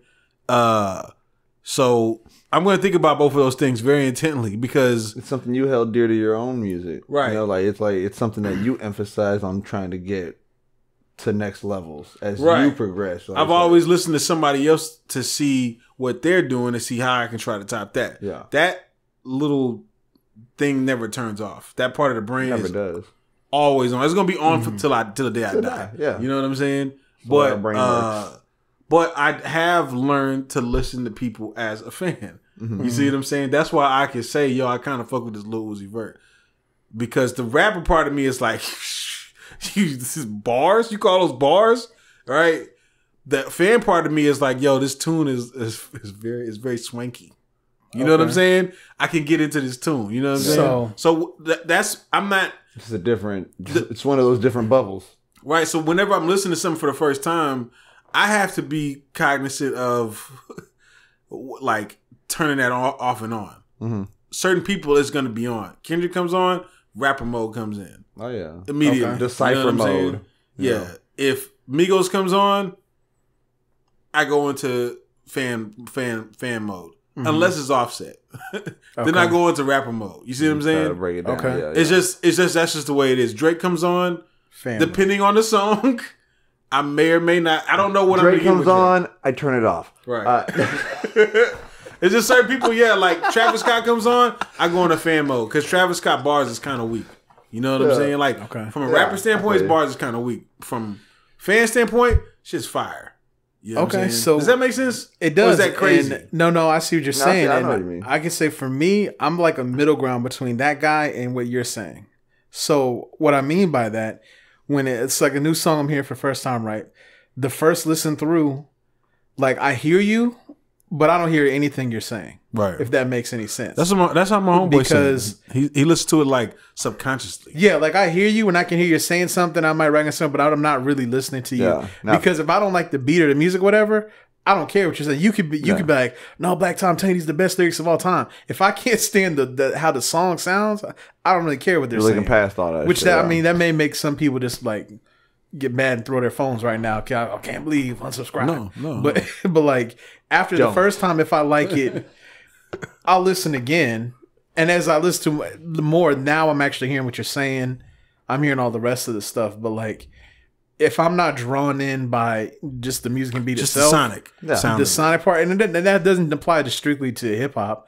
Like if I'm sonically not feeling it, it doesn't matter how it could be the most fire lyrics ever. I'm like, I'm good. I think this is what happened to Eminem with some of his later stuff. You know what I'm saying?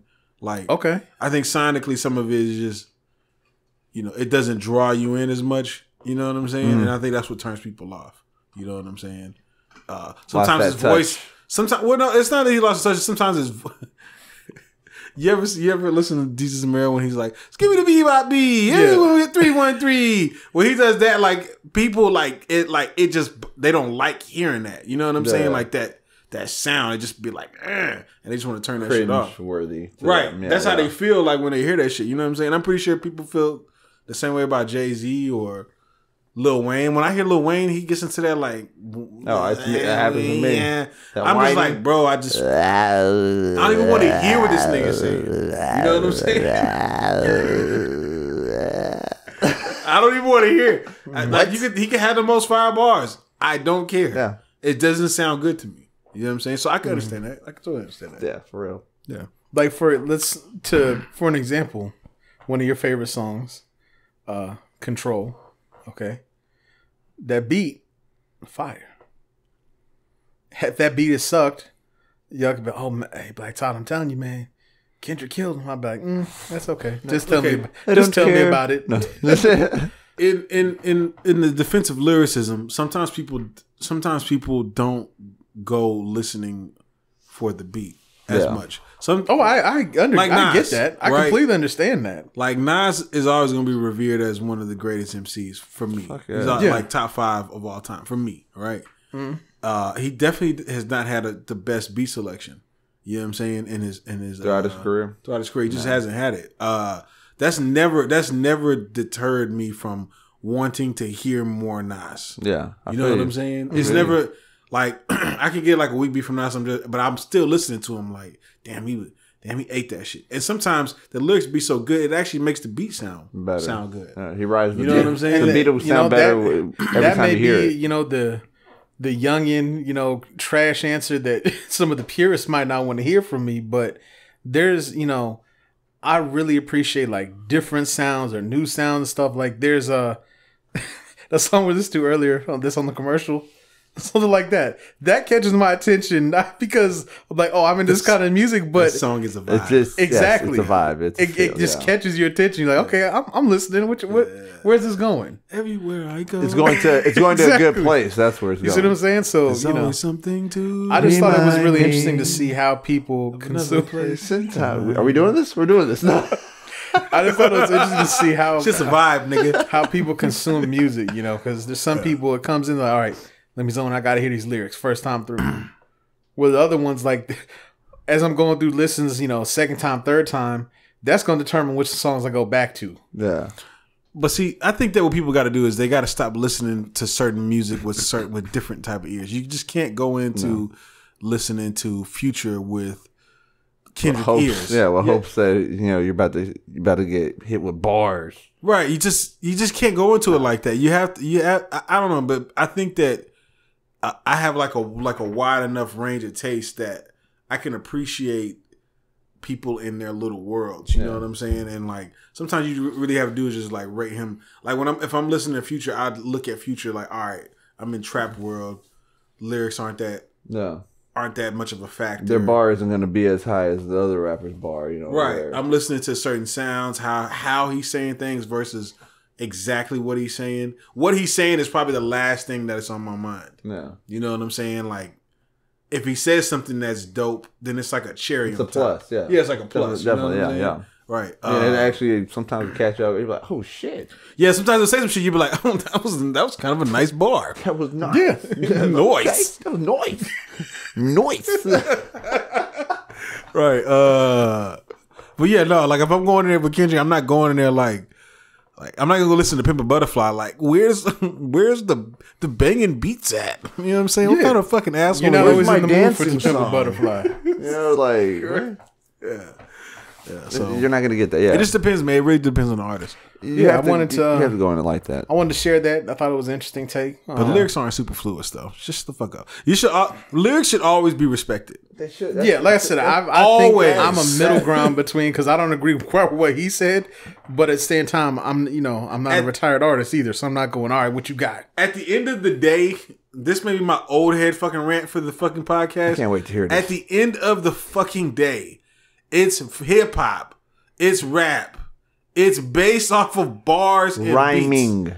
No matter fucking what, lyrics should never be forgotten or just tossed the fuck out, and everybody's just mumbling and mooing and fucking songs and shit, nigga. If you don't care about the bars and the lyrics, just buy a fucking instrumental CD. You just go listen to literally music. You can like niggas mooing and following fucking beats. That could be your prerogative, but it's never going to take a back seat. It should always still be, if there's the front good lyrics, it should still be praised as fucking good. You can't be like, the lyrics just, I don't know, I don't really care about. Fuck you. You know what I'm saying? Yeah. It's not about what you like. Goes to the fucking lyrics, nigga. If you don't like shit that's lyrical, I don't like shit that certain things I don't like. Doesn't mean I'm not going to give it the respect that's owed if it's good and where it stands. How come I can be like, yo, I can deal with Future and his non-ass fucking lyrics, okay? Yeah, right? Exactly. Or Young Thug and his non-ass fucking lyrics and be like, I appreciate this. Why the fuck can't you appreciate good lyrics, nigga? If I'm this niggas watching. Like, no. You made it most of the way through that. And all of a sudden, something just woke up. I'm glad. That's what I said. Bring it. Here we go. At the end of the fucking day, lyrics are important. They matter. Yeah, they matter, nigga. Like lyrics matter. I do get sick of this when people like try to push it like all the way out. You know what I'm saying? It's like, no, nigga, it's a part of rap. Stop trying to get it the fuck out because you don't understand bars or you fucking can't make your own bars. Not even just a part. It's an essential part. It's like that motherfucker. I'm not saying you got to like it or I'm not saying it has to be like a part of every rap song. Yeah. I'm not saying that. And it doesn't have to be what you're checking for. It doesn't have to be what you're checking for. But when you hear bars and bars are there, it's not our fault they go over your head sometimes. Bitch ass niggas. You know, that's the problem sometimes. Sometimes they don't. It's just too much for them because they're so used to not hearing bars. Right. So when they get bars, it's opening the floodgate. You know, it's like overwhelming. Oh, this is too much. I gotta think. Like fuck. I just want to just vibe to the beat. I don't want to listen to the lyrics. I just want to hear music. Brains ripping open this shit. Boom. Like I said, to completely cast it aside, I don't completely get. That's what I'm saying. It's like you could try to cast it aside. No, when I reflect on myself, I'm definitely a middle ground between where he's at and where you're at. Yeah. Right. You know, trillions. Ask your friends. See how do they listen. We'll see. Write down. Give us some comments. What do you appreciate? Yeah, comment. Definitely comment on this because. And while you're at it, subscribe. If you want, if you want to box, if you want to box, you know the Addy. Pull up, nigga. Yeah. What else we got? The Addy is trillmatic.com. Put in the comments. Put in the comments. UU, I will walk the dog shit. I will wash your wash rapping ass. Hey, what are you gonna do? What are you gonna do if one Trillions gives you some bars? Oh, nigga, I let him give me some bars, nigga. I might sign them. Shit. So the I might sign you, nigga. I might A&R you, nigga. Truth be told, sound right. Hey, we may sign you and then shelf you. Right. I know, right? Horrible. Dancing your videos and shit in front of your videos. What else we got on these list of topics, man? I guess it's time for respect your elders. So we had a couple in here. First, I guess Shreve got some news for us. Do you? I did. Yeah. We were just reading about what Suge Knight's son said, and this was news to me. So news to me when you told me. So please. I didn't. Riffa with the Tupac report. With the Tupac report. With the Tupac report. According to Suge Knight's son. Reporting live. Suge Knight's son said he got Tupac in the studio right now. Yeah, he said apparently Pac's alive and well in the studio. Reporting like this is just in. Yeah, Riffa's holding his finger to his ear and he's like, I'm in for the Tupac report. Just in on the Tupac report. Is there something we don't know? Shit, bro. This is listen. Okay, if that's truth, let there be. Bro, what if Tupac really did come to fuck back? They dropping a mixtape. Yeah, it wouldn't be it wouldn't be the same. It'd be like, you know where the game is right now. They're not even checking for you right now. You know what I mean? So like, if we got people saying Tupac, the lyrics don't matter. If I was Tupac and I came, like, come on, don't point at me and say it. I didn't say it. I'm saying that when you're telling us that. Don't get the old head Trillions coming from my ass. I didn't do it. Yo. I was pointing at the whiteboard. Yo, pull up on Black Todd. It's Terry. Nah, but like I'm Terry. I don't know where Black Todd is. So if Tupac was to come out today, Tupac's on the Breakfast Club tomorrow. Tupac's on the Breakfast Club tomorrow. Hey, he'd break the internet by being alive. Okay, like, nigga, that's just nigga. That's where you go. Breakfast Club. Just imagine Tupac on the Breakfast Club right now. Charlamagne would be in awe. He'd be like, he wouldn't say nothing wild. He'd show respect. First of all, if I was Tupac, the first thing I would have to recognize is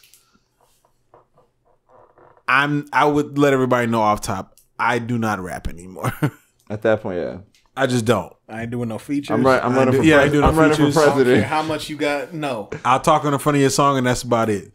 I wouldn't even rap just because of the way the game is. And, it's not. What's the point? Yeah, like, and then I would Well, I would definitely see if I could be in the Soulja Boy movie. Get the fuck out of here with that. That is not Pac's. That is not Pac's go-to. That is not Pac's go-to. You don't think Tupac is trying to get into? Y'all think it's wild. Y'all don't think Tupac trying to get into Soulja Boy movie? No. You don't think you don't get the nigga? Yes, he is. No. Yes, he is. No, nigga. he's not. I'm telling you, he's trying to be in the Soulja Boy movie. No. No, he's not. That's crazy. If there was a Kendrick Lamar movie, maybe, but not a Soulja Boy. Yeah. Suge Knight's son gotta chill, man. He didn't chill because he's talking out his ass right now with that shit. It's like, come on, really? But what if he's telling the truth though? I just don't know if he's doing talking out my ass. I don't know if it's just clout. If he's just trying to get these clout coins. You know what I'm saying? I have no clue, bro. But you know, because that's like, come on, like that's a big statement. You got Pac in the studio right now, and you're cooking up some shit pretty much. And then like, you say, really? It's not a game. And it's not, yeah, it's not a game. That's basically saying I'm not lying. It's not a game. What if he has mental health issue? No, I'm not giving him that. What if he does? What if he thinks like his dad's blind? What if he thinks Pac is really in the studio with him? No. Like his dad's blind? Exactly. Oh, like his dad is blind. Like, I'm not letting him run. The actions of should not affect the actions of his son. Until the legacy of his son. Until you say shit like I got Pac in the studio right now. What if he actually got Pac in the studio? Or what if he feels like heart, his presence is in the studio? And they got another rapper that sounds like Pac or some shit, or just no, the ghost of Pac is here. What if he's in the studio and he's making music and he just feels like Pac's with him? Yeah. Then he better specify when he says that shit, because he's making it sound like Pac's alive, like Pac's there. Now that way, I mean, I couldn't knock that. You know what I'm saying? If he just feels like the presence of Pac is there and he just riding with it, I'm sure he met Pac. You know, he knew Pac. What if some level? Didn't somebody from the Outlaws smoke Pac's ashes? Smoke his ashes? Yeah. I've read that before. Somebody rolled up and put it in their weed, right? I think they did. What if he did the same thing and now he really feels like and Pac he sees him like on how? Yeah. He sees him? Yeah. I can't believe how much traction. Pac better not have a birthmark of Buddha. Like on the movie. Come back and he got that. Like, so you can't believe what? I said I can't believe how much traction we're giving this story right now. I'm just wondering. Hey, we're running with it all over the place. This is your fault. Why'd you bring this? This is my fault. I didn't say I don't have him in the studio. Report. Yeah, y'all niggas wild. Pac ain't alive, y'all. Pac's not alive. He's not. The Tupac report. I've come to terms with that, so you have to also. Come on. Yeah, Riffa came to terms with it a long time ago. Yeah, you gotta let that shit go. If you ain't taking if you ain't putting up no real pictures or video or anything like that, I don't want to see no Bigfoot footage type shit where it's like you just look, it's his profile. Yeah. Nah, fuck that shit. I want to see Pac. I want to hear him talk too. Bigfoot footage. I'd like to hear him talk, because it could be a person that looks like him and they don't sound nothing like you hear Pac talk, you don't know that's Tupac. I don't know, nigga. He had a way with his words. Like 45-year-old Tupac is still gonna be Pac. Listen. You watch. It's still gonna be Tupac and Maui Shakur. Wait. It's still gonna be Dave Chappelle. From what it's worth to Dave Chappelle now, he doesn't sound the same. But he has his moments where you're like, there goes Chappelle. We're like, damn. You're like, there's a couple little moments, but no, I'm sure Pac would have. It could be a Chappelle clone. Although we've had that conversation. If I can't believe I'm giving you this. If he were around, his first stop would have to be Red Table Talk. Oh shit! Conspiracy Tide. He talking about Jada Pinkett show. Yeah. All right. Actually, you know why I agree. You know why I agree that would happen, because they were so close. Because Jada Pinkett and Pac were really close. Yeah. You know what I'm saying? So. They were in love for a little bit. Yeah. I wouldn't doubt that that's where he'd go. Like, that'd be like. Yeah, he probably wouldn't go to Breakfast Club. He'd have to go for the homie. Yeah, you know what I mean? Angela Yee be trying to fuck. Yo, yeah. The what? Angela Yee be trying to fuck. Yeah, you damn right. You know she's gonna come for you again, bro. Leave her alone. I'm already blocked by her on Twitter, so Yeah. I'll let y'all know one day. You gonna make a big announcement on here when she unblocks you? Oh yeah, absolutely. You're like, finally. Yeah. And then I'm gonna roast her again and get blocked again. Get blocked again. Yeah. Also on the elder segment here, you gave us some info on the Gods of Rap tour. Y'all going? Oh yeah. Oh, who was that? Was it Wu-Tang, Wu-Tang? Public Enemy, De La Soul. Public Enemy, yeah. Nah, I'm not going. That was quick.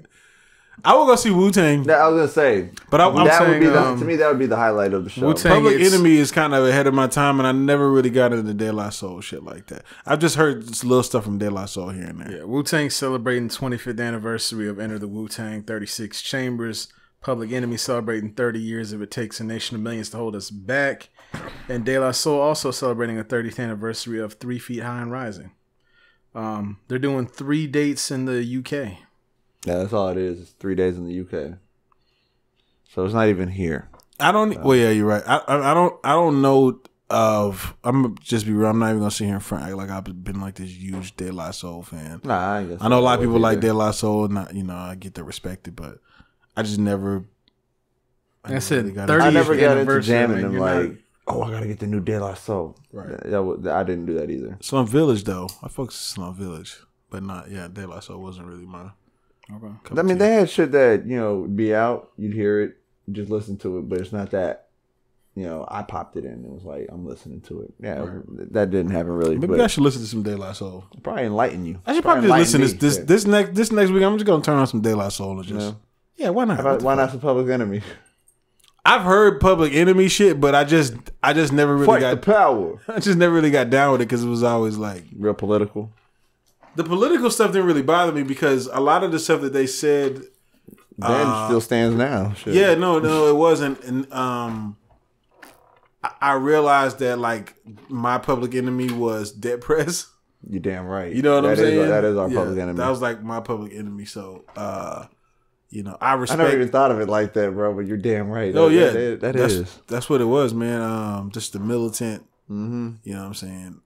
Shit or whatever. I just Fight never. Man. They were just a little. They were just ahead of my time, man. You know what I'm saying? They were. They had to come out with like late 80s. Yeah, they were ahead of time. Well, I was 3. They're celebrating 25, 30, and 30 respectively. They were on their way out. They were on their way out. De La Soul's been out for a while too. Yeah, they're kind of both on their way out when we were kind of right. They were they were like they were there just still. like moving out the way. You know what I'm saying? They were Wu-Tang was still had their presence. Wu-Tang was just like Wu-Tang was like I think at the height. Yeah, they were like yeah, pretty much there. Like they're like, oh, we're here. That's why I remember more Wu-Tang, and I was exposed to more Wu-Tang than I was any of the other two. So yeah. So yeah, if it was just Wu-Tang and they were here, then yeah, shit. I guess I would go just to kind of check out the vibes. The W. Yeah, old hip hop show. Why not? Yeah, it'd probably give you that old feel. Like, yeah, even if you didn't know all the songs. Shows aren't the same. Like shows are so more far advanced, and like a whole different feel. With the young group, the young age group kids, going to the shows and just they're like rock stars now, like they're doing crowd jumps. Fucking who was it that was diving in from like real high as fuck and like Uzi? crazy, crazy ass shit. These dudes are way too old to be doing. We didn't see that shit. We didn't see that shit from our commercial our concerts. You know what I'm saying? Like when we were growing up, from people of that time, but. The shows had a different vibe. They were like a different feel, and like they were presented differently. You know what I mean? Right. Like I wouldn't mind seeing the old get that feel. Like because I went to more concerts when I was like in elementary school than I have as a young adult and as an adult. You know what I mean?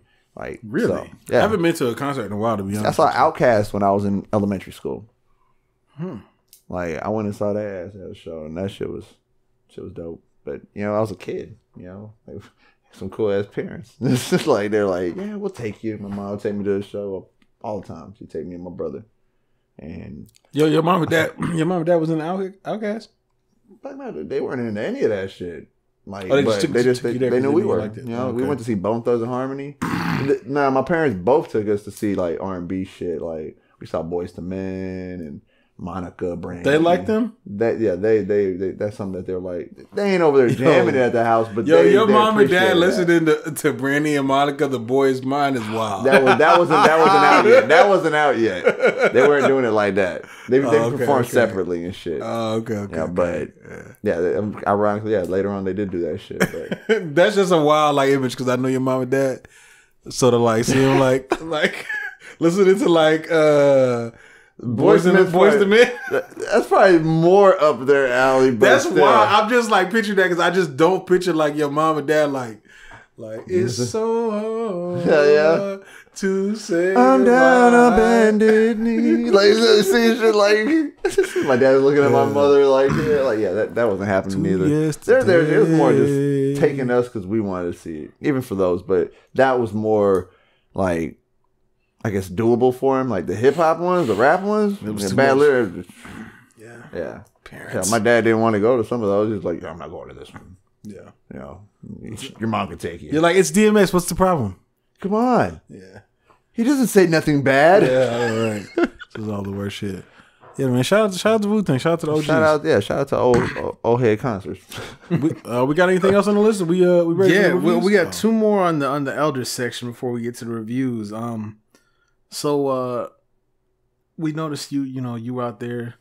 You had a meeting with Hove and Puff. You had some news for us, maybe. Nigga, I didn't have no meeting. I definitely want to be at this meeting. Did I send this to you, dude? Yeah, you did. Yeah. They said top secret meeting. He was sitting a few tables over from JAY-Z. He had to, try to sneak the picture. He sent bro, if Revo and Tidal link up. And they make Title Vote or whatever the fuck you call it. The revolting title. Yeah. Revital. Yo, they gotta give me a check just off that name. Revital? You wild. They gotta give me a check. Truth be told, needs that check. No, if they really do merge these companies, bro, you're talking about that. That's pretty big. Fuck yeah, that's big. That's a media conglomerate.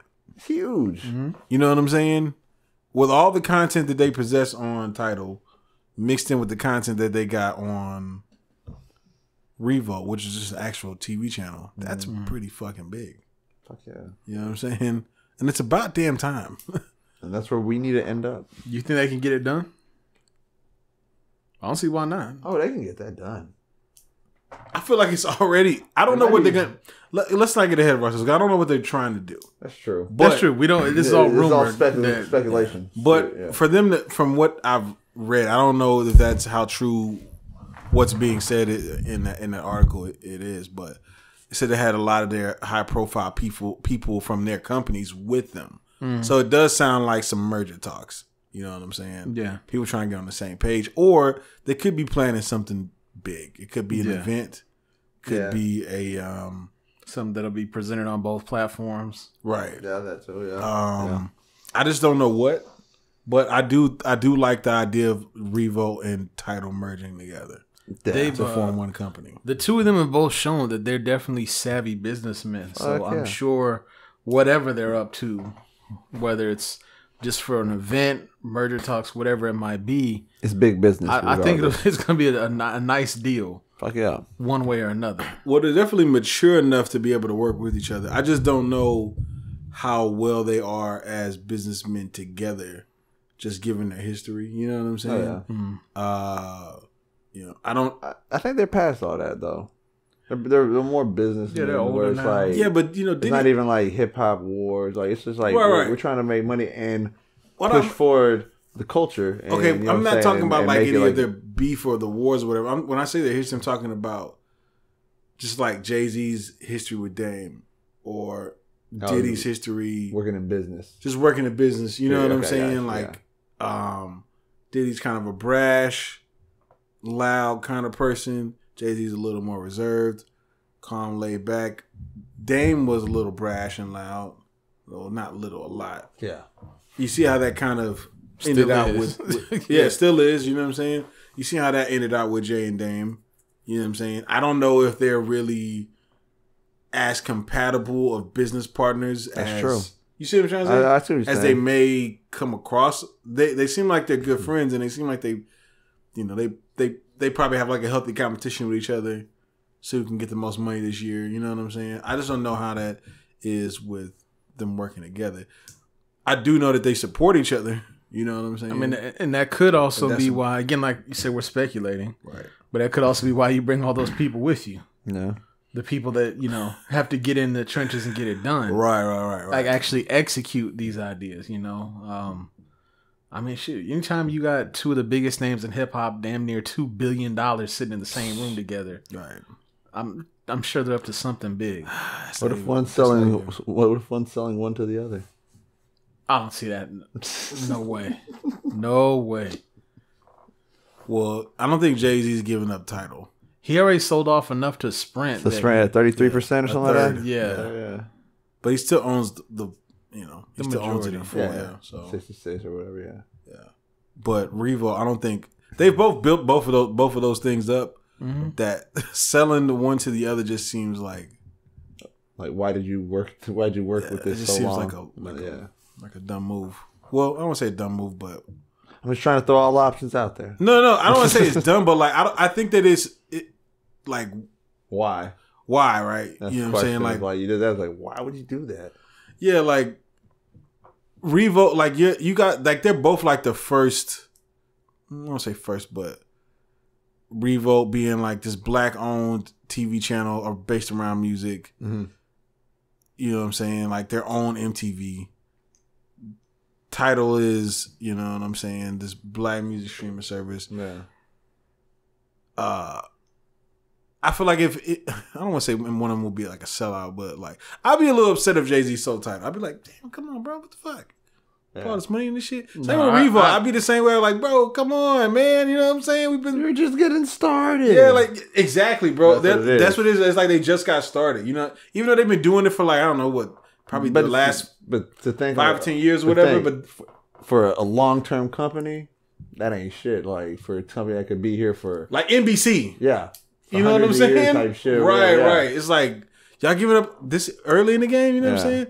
But no, I think they could do a merger. I think it could be. I think that's what I'm hoping. That's what it is. You know, like to work together. Right. You know, in some way. Should they just need Nas in there, and you got no. They need Dre in there. Some big money, big businesses in there. Yeah, I don't understand why these niggas just don't buy an NFL team. I don't think that. I don't think there's any NFL owners wants them to have a team. I don't think there's any sell. There's a lot of it's all about money. No, they raised the price up for what the Carolina Panthers. Mm-hmm. The price tag is pretty high. It was like $4 billion. It was something crazy. It's but something kind of high. There's a lot of closed door, shady stuff going on with things like that. If they don't want you to have a team, you won't have. You won't get one. Yeah. Oh yeah.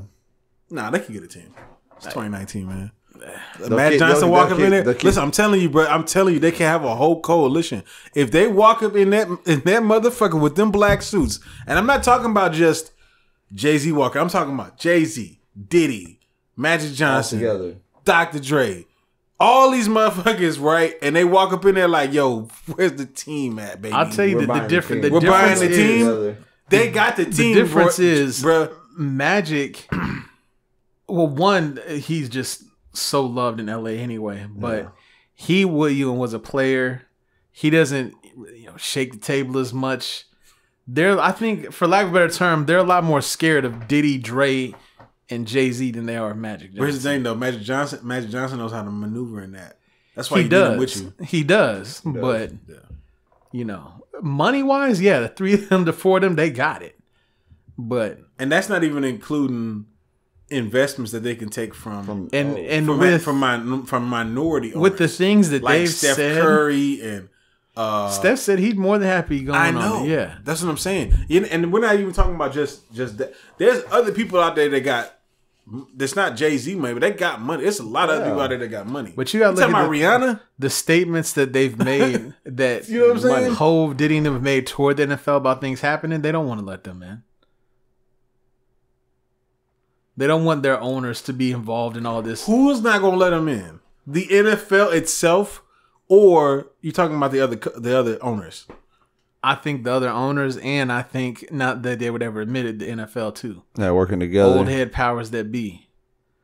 Nah, it's time. They don't want someone in there owning a team who is supporting Kaepernick who are saying, "Oh That's no, true. this collusion stuff's a mess." They don't want them in there. That's very true. They're trying to get as far away from that as they can. Yeah, they don't want them in Man, there. black people just we always got to deal Don't with get me shit. wrong. I'm It's supportive always- of them. It's always hurdles for us. I would love to see it Goddamn. happen. I would love to see it happen, but the NFL don't want them to The have chances a are team. slim. Yeah. They got a better chance of getting a basketball team. They can get a basketball team, but NFL, Nobody want no basketball team no more. That shit washed. I'll take all a, news. I'll, It's I'll time take for a an basketball NFL team, I'll bro. take a basketball team. Nah, I would too. Shit. You're damn right. I know I'm talking all crazy. That's gonna be Don't my nobody next. want no basketball team. This shit's weak, nigga. I'll take one. Speak Shit. for That'll be my yourself. next No. business venture. Yeah. Well, shout out to Jay-Z and Diddy. We'll see how that all plays out with them, man. Hopefully, It's boss moves, man. Hopefully, something big is coming for real. Yeah. Oh man, let's see what else we got on here. We got let's see. Shout out to Rihanna. Oh yeah. Let's talk about that. You want me to say who that's from? Yeah. So we got a YouTube comment from one of the trillions out there. He had a question for us. Could you read his? You got his name? Larry Bird. Larry Bird. Speaking of basketball, Not Larry Bird, the Celtics, famous Celtics Yeah, his player. quiz How do we question know? was, why doesn't Big Boi get his credit as an MC? He said he makes dope albums and they're critically acclaimed. You never hear people say anything negative about Phife Dawg, but Big Boi gets no respect on his name. Just my opinion. I think the man has a point. he has respect for me, but he's right that there's a lot of people that don't respect Big Boi. There's a lot of people that push him aside and just praise Andre a lot. Okay, Yeah, Andre let's, gets all the praise in the world. But Big Boi, People love Outkast, but I feel like you's about to hit us with something. let's start with a little bit of honesty first. here we go. Andre 3000 is a better rapper than Big Boi. Okay, I'm okay with that. Is that across the board? I would say that he definitely has the more intellect vocabulary than, and not to say that Andre, not to say that Big Boi doesn't have that either, because he does spit that shit too. I would say he does. But the way Andre puts it is just, it is on a different level.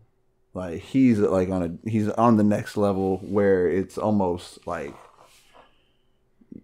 you have it's coded almost, and you have to decipher it Right. at times. Where Big Boi's isn't as complicated, but it's still it's still up there. Like he does not get the credit he fucking deserves, not at all.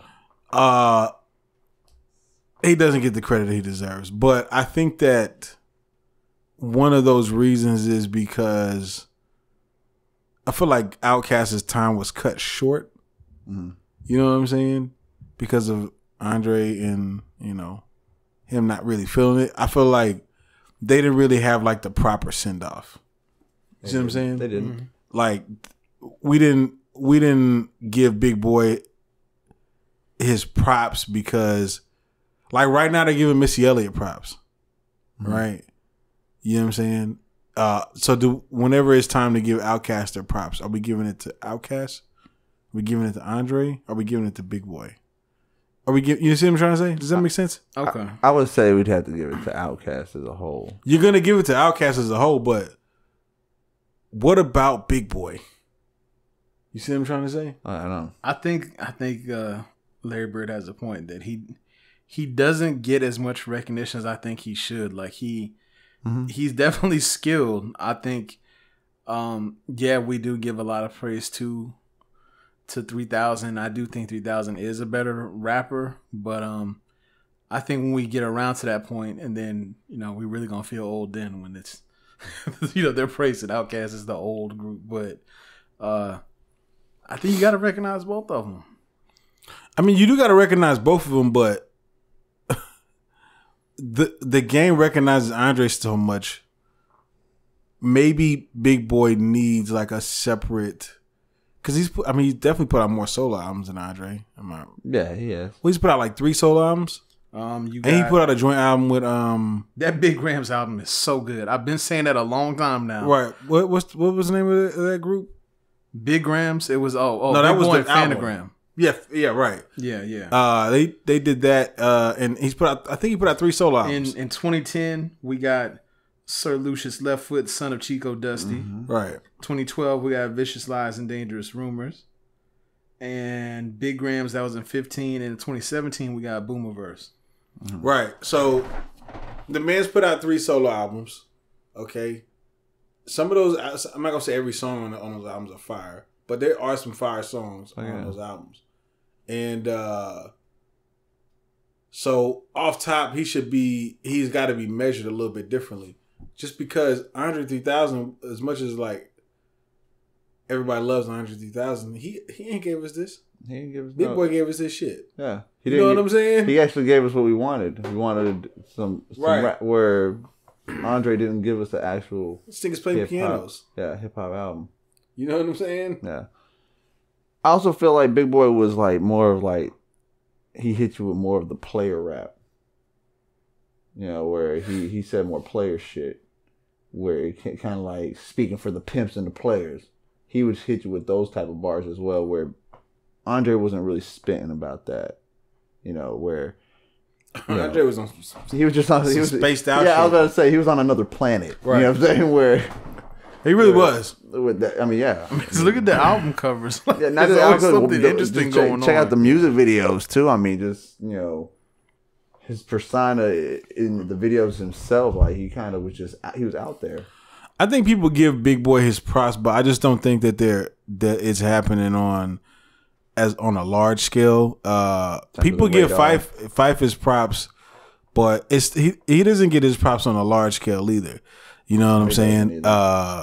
It may be like a certain demographic that gives Fife his props, but the props isn't given out around the game as a whole. I feel like Outkast definitely stretch more into this generation. So there's definitely people that are younger than us. Oh yeah. That are well aware of Outkast and what they bring to the table. You know what I'm saying? Yeah, and I do feel like, you know, he's got his props. There's definitely got to be like a Hall of Fame or something for Big Boi. You know what I'm saying? Like for real, not including Andre. You know what I'm saying? Just because, you know, Andre, you know, we didn't get a solo album from Andre. He kind of cut Outkast kind of short. Mm-hmm. Yeah. You know what I'm saying? Yeah. Because Big Boi definitely would have still been here for Keep Going as Outkast if Dre wanted to. Fuck yeah. Oh yeah. He was all day ready and wanted to. Yeah. But you know. That's why it kind of sucks. But I also understand sometimes you just done. You know what I'm saying? Yeah. You just can't get past that. So he may have been just going through something. He didn't want to do nothing else. But yeah, no. Big Boi gotta get his props. He don't get his props and he should. He gets his props. We do gotta give him like some sort of Hall of Fame or something. Man. The truth be told gives him his props. Yeah. And you should too. Yeah. Larry Bird. Yeah. Make a business for yourself, boy. Set some goals. Shouts out to Big Boi. Bars. So thanks for the comment / question, Larry. Appreciate that. You. We appreciate it, Larry. Anybody wants to add any comments on the next episode, comment on the next episode and on this episode, and we'll address it. Yeah, we'll address it. All right. Don't ask no wild questions. We'll mention your name too. Yeah. Shouts out to Larry. Oh, is it time for the motherfucking reviews, nigga? It's that time. Yo, this podcast is going on a little long, but we're gonna get it done here. Your boy, Riffa's boy, Futurelli Hendrix, the real Hendrix, or as 3 Stacks called him, Meathead. 3 Stacks called him Meathead. Y'all gotta watch the documentary. Future sounds like a meathead when he raps. Is that why Andre called him meathead? Yo, Andre fraud if he did that. Your boy Future has released his new album, The Wizrd, not to be confused with Kid Cudi's album of the same name, which is called Wizrd. Yeah. Future has been in the news the past year or so. Mainly for relationship shit with Sierra and Russell Wilson. I was about to say Westbrook. Wilson.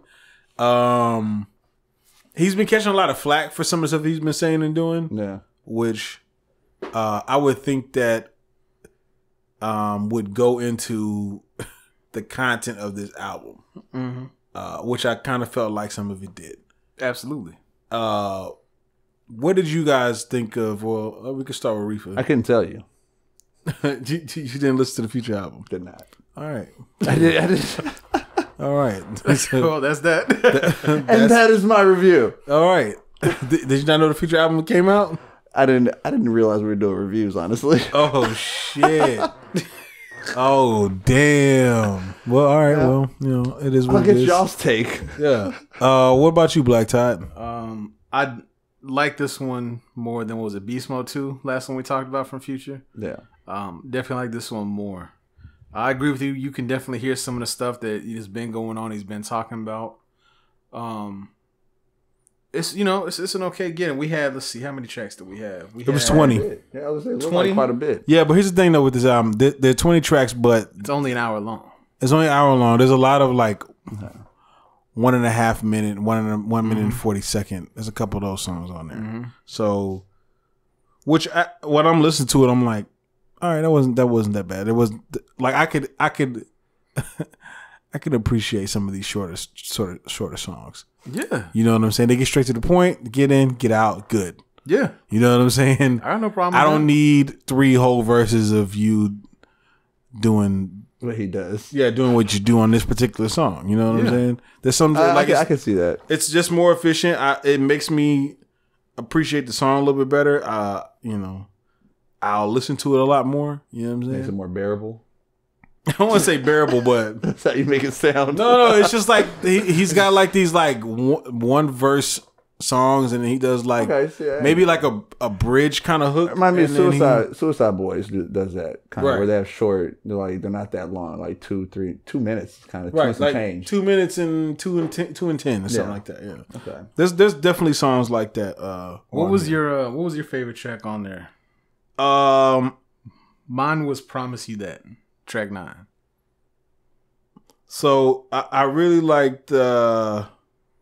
So one of the things that I liked on here was the beat switch ups. Okay. There's a couple of beat switch ups on here. There's the F and N, and I believe it's this Baptize. The first off with Future, or excuse me, with Travis Scott, which I actually like that track. There's a couple just beat switch ups in here that actually went like pretty fucking hard. You know what I'm saying? There's a couple take heats on here. There is. There's another. What's the other guy? Weezy out of here. Yes. Future has all the best drops. I'm telling you, he does. I like whenever he comes on. It's usually like a hit. I will say this though, Crushed Up. I was like, this song's okay. It's actually one of my favorite tracks right now. Okay. You know what I'm saying? Which I wasn't expecting. Call the Corner. Some of these beats on here are very like. It's what I was expecting to hear. You know what I'm saying? What I kind of wanted from him, and some of the tracks I wanted these tracks. My issue with Future is whenever he gets a little too introspective. Mm-hmm. I'm not feeling it. Okay. Like the intro, for example, hearing Future on an introspective intro, I don't really want to hear it. I'm gonna just be real. It's just not my cup of tea. It's not bad. But it's just not appealing to me. Yeah. And as this album goes further into it, the better it gets. You know what I'm saying? Because it kind of starts off a little rough, but it gets better. The songs get better. The song he does still. Listen, he said he flew to the moon. You know they're gonna throw a little salt. All right, I respected that line a lot. Yeah. It's just like, yo, nigga, I'm out of this world. Okay, yeah. I'm not even here, nigga. You think I give a fuck about niggas throwing a little bit of salt? You know what I'm saying? He just says shit, bro. I'm just I think about it. I'm like, yeah, fuck them. You know what I'm saying? I'm serious, bro. I was going through a tough time in my life this past week. This album made it better. Helped you get through. I'm serious, bro. I feel better. After listening to his album. Yeah, I went through a tough time. I should have listened to this fucking album. The funny thing, like, the things he's been saying, like, this last week, I'm like, I can see he's still kind of in this mode that he was when he did the album. He's like, I'm saying what's on my mind. Right. There's been some pretty funny comments. out there. Like when he's talking about Russell, he said he does whatever Sierra tells him to do. I'm like, okay. Yo, that's a he wild for saying that. He's wild for saying that. He really is. But I mean, I wanted to ask you, the first time you listened to it, how did you listen to it? As far as like, were you chilling here in the car? You know, I was in the car, and like I said, I heard the first song, and I was like, yeah, I kind of not wanting to hear this right now, but I grit my teeth through the first song. Yeah. And then the bang came in. I was like, all right, cool. Yeah, the car is usually where I'll get like my first like 4 or 5 songs. Okay. You know what I'm saying? And then at that point I'll listen in the house. But I'll come back to the car once I found like my songs. Once you found your bangers? Yeah, once I find my first couple of bangers, I come back to the car with it. When I'm listening to best way to listen and bang to it out, you feel me? When I'm listening to Future, similar when I'm listening to 21 or like Metro's Project, I can't do the whole thing in the car. Here's why. First couple, you just because especially with Future type beats that he gets, he's just bass. Right. He's in the car. I'm like, okay, I didn't hear anything just now. I'm like, I was feeling it, but I was like, okay, right. yeah. Well, his voice is like one of those voices too, exactly. where like you don't really pay attention to what he's saying. He's one of the people you don't really pay attention to what he's saying. Exactly. You just in the car, you're like, yeah. You just kind of vibing to the like, to the sound. Vibe with it. Yeah. But then the rest of it, I was walking around at Walmart actually, just getting some stuff I needed. Oh, see, that's lit. With the AirPods? Of course. Yeah. Future banging? Real quick. Why you picking out stuff you need at the house? Before we wrap this episode, we have a great story for y'all. No, before we wrap the episode, after we finish reviews, I have a great story for y'all about why UU at the same time is homie of the year and a good enough friend that I had to say, why you gotta do me like this? Shit, but anyway, I want to tell y'all this story. We gotta talk about that after the review. But yeah, I was walking around listening to it, so I had my headphones in, and you pick up more of it. But I was like, okay, not bad. But I definitely like this more than the last mixtape. No, this I feel like he was saying something, and then like you said, you was going through some things. I don't think I'm really going through things right now, but I'm like, man, yeah, Future, like, yeah, you're right. I was just like a little irritated with shit, man. I was just like, man, fuck these niggas, like, fuck these bitches too. You know what I'm saying? Like, like his song "Stick to the Models," right? Like, I feel that he's just like, you know what? I'm just gonna stick to the models. That's pretty much what he like. You know what I'm saying? It's just like I get his frustration and his pain, bro. It's just like there's numerous lines on her where he's just like, bro, I'm about to spaz. Mm-hmm. He says, yo, I'm about to flip out. I'm about to spaz. I'm about to go crazy. If you listen to what he says this shit probably like 10 times throughout the album. And I was just like, bro, really I fucking get it. Yeah. You know what I'm saying? They getting on my fucking nerves too. Yeah. You know what I'm saying? So I totally felt where he was coming from with some of his content, which I appreciated. Yeah. You know what I'm saying? Because it wasn't a lot of like, of course it's some of your drug references in there, but not as much as some of his previous shit. Yeah, this one isn't all, just heavy drugs, lean, you name it. There's actually some content. Yeah, and there's content in here. Yeah, and I don't want to say like, all right, but it's not like too deeply thought out content. Yeah, but it's just enough to kind of like step into it a little bit. It's trap therapy. Yeah, it's trap therapy, bro. God damn. Yo, that's what it is. It's fucking trap therapy, bro. That sounds like a segment we should have on the show, right? Trap therapy. No, it's basically like I really feel like he didn't go too far deep to where you're just like, all right, like you're like feeling like sad or some shit, because it still bangs. Yeah. You know what I'm saying? But he's saying a lot of shit in there that make you kind of go, yeah, like, it's real. I feel that. This was an album. This was an album equivalent. If you were like talking to one of your boys, you were like, "Hey man, you good?" Yeah. And he's kind of like telling you some stuff. He didn't really get into it, right? But he's, "Hey man, man, my girl this, or my job this, blah blah." But he didn't really go in depth. He didn't go into depth. That's what this was. Yeah, it's like, yo, my nigga, you good? And he's just like, shit, nigga, I'm trying to get through this one day at a time. It's some shit, but you don't really know what it is. You know what I'm saying? Yeah. That's how the shit kind of feels. He opened up about as much as I would expect him to ever open up. Right. Like, you don't know the half of it. With some heavy. That's it. That's all you get. But it's funny because sometimes he does kind of come off surface level. Because sometimes some of his what I feel like what I'm thinking is maybe his problems is some of it is if it's a little surface level, like you know, like he may say something about like a bitch sucking his dick and she sucked his dick the wrong way. He's just not really feeling it.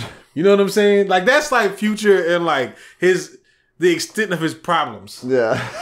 You know what I'm saying? Does that make sense? What big problems he has? Yeah. He's just like, well, shit. I made $1 million off a gig, but shit, fuck the pigs. You know what I'm saying? That's just like, you know what? Yeah, nigga, fuck the pigs. You know what I'm saying? You just agree with them. On a lot of shit, but I liked it though, man. I don't like when Future gets into his like his radio bag, because there's definitely like 5 or 6 like maybe 4 or 5 that are like very radio friendly type tracks. I know the singles, you know what I'm saying? Like, I can already hear them or whatever. I'm just not really into when he gets into too much of the harmonizing and all that. I like when he's rapping and he just kind of throws a note at you real quick, like a street note. I enjoy it. I love it. It's like touches my soul every time. We had trap therapy and street notes. Yeah, it's like a little street carol. Like he'll be like going like hard, and then all of a sudden he'll just hit you with a note to the left. You know what I'm saying? And you just like, all right, that was fire. You know what I'm saying? But when he gets to like his like too much, when he's gonna start like singing and shit, I'm not really into it. I never been into that Future. Yeah, I mean either. So you kind of deterred me a little bit now. No, it's not that many songs, bro. There's at least like 10 I'm gonna need good solid bangers. I'm gonna need a list of the ones I'm gonna need to skip. I don't want to waste my time. There's a good 10 bangers on here, bro. I like at least like hardcore, like these all bang. I'm gonna check it out. Yeah, I'm gonna let y'all know what I think of this after hearing y'all's review, so then I can see if I'm even on y'all's level on what y'all thought of this. Right. What you give us on a scale of 1 to 10? Oh man, let's see, because he has a decent amount of work out there to compare it to. So well, go ahead. I'm gonna let you. Okay, I'm gonna say, like, cause I was like, you got a good half to still work with. I'll give it I think I'm gonna give it a 7. 7. It's not my favorite project for him. Not there's anything wrong. It's just there's other ones I like a little more. Right. But I feel like 7 is still respectable. You know, I'm not hating on it. It's decent though. I'm just gonna keep it real with everybody. I wasn't the biggest Future fan in the beginning, so my me liking Future kind of came a little bit later. When I really was like super paying attention to Future was around Dirty Sprite, and Dirty Sprite 2. Dirty Sprite 2, and then the Future and Hendrix projects are my. Yeah, that's your top. Too. Okay, yeah, Dirty Sprite 2 is when I was like, all right, I fucks it. When I like officially was like, all right, I fucks it Future, and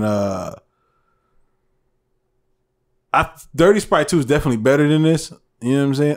I would probably give this like a 7 too. You know what I'm saying? I do. It's a pretty solid. It's solid. It's solid. Yeah, just a little sing songy and a little. Just based off of how y'all are judging this commercial at times, and how I know how I like Future, because there's a lot more times that I don't like that singing shit too much at all. Right, you'll hear it immediately, bro. As soon as it comes on, you're like, oh, he's changing shit, and I know he does that. So I feel like I'd be giving this a 6. You just can't throw a rating on there. Hypothetical rating, but this nigga probably you gonna hear that shit and be like, "What you guys talking about? It's just an 8." Look, I'm saying about a 6, 6.5. I'm gonna listen to it and tell you if I felt like it, just based off of what y'all said. If that's about what I was gonna give it. Let's do a little test. Make a test out of this. I'm gonna say about a 6, 6.5. I'll listen to it next week. I'll let y'all know if that's about what it was or if I was wrong. Yeah. Okay. Bad. I'll do that shit with all of these because I don't even know what the fuck else is on the shit. Shout out to Young Thug and Gunna too. Fucks with it. The what? The Young Thug and Gunna song. Oh, on there? Yeah. Young Thug's on there. You said you fucks with it? Yeah, I kind of fucks with it. You said, well, how did he do? You know how I feel about that. He's Future. He's Future. He's still the Future? No, he's just Future. I'm talking about Young Thug. No, Young Thug is definitely not the Future. No, I'm saying, you said he was on there? Yeah, he's on the song with Future. Well, how did he do? That's what I'm saying. How did who do? Young Thug. Oh yeah, I thought I said this. I thought I said this already. He did all right. Oh, maybe you did. I wasn't. I don't know. I think you heard you say that. Yeah, you lost. That I. Oh, okay. No, I'm saying I didn't know. I didn't hear your review of that track. I didn't. Yeah. I heard Young Thug and my head went blank. Yeah. I know you was like, what? Excuse me? I have never. Oh, shit. I guess that's it. But wait a minute. Let's talk. Let's talk about real quick. We we completely glazed past this on accident. People check out Royce the 5'9's video. It's, we sure did. Yeah. Sorry, Cocaine. but no, that's a good ass song. That's a good ass album.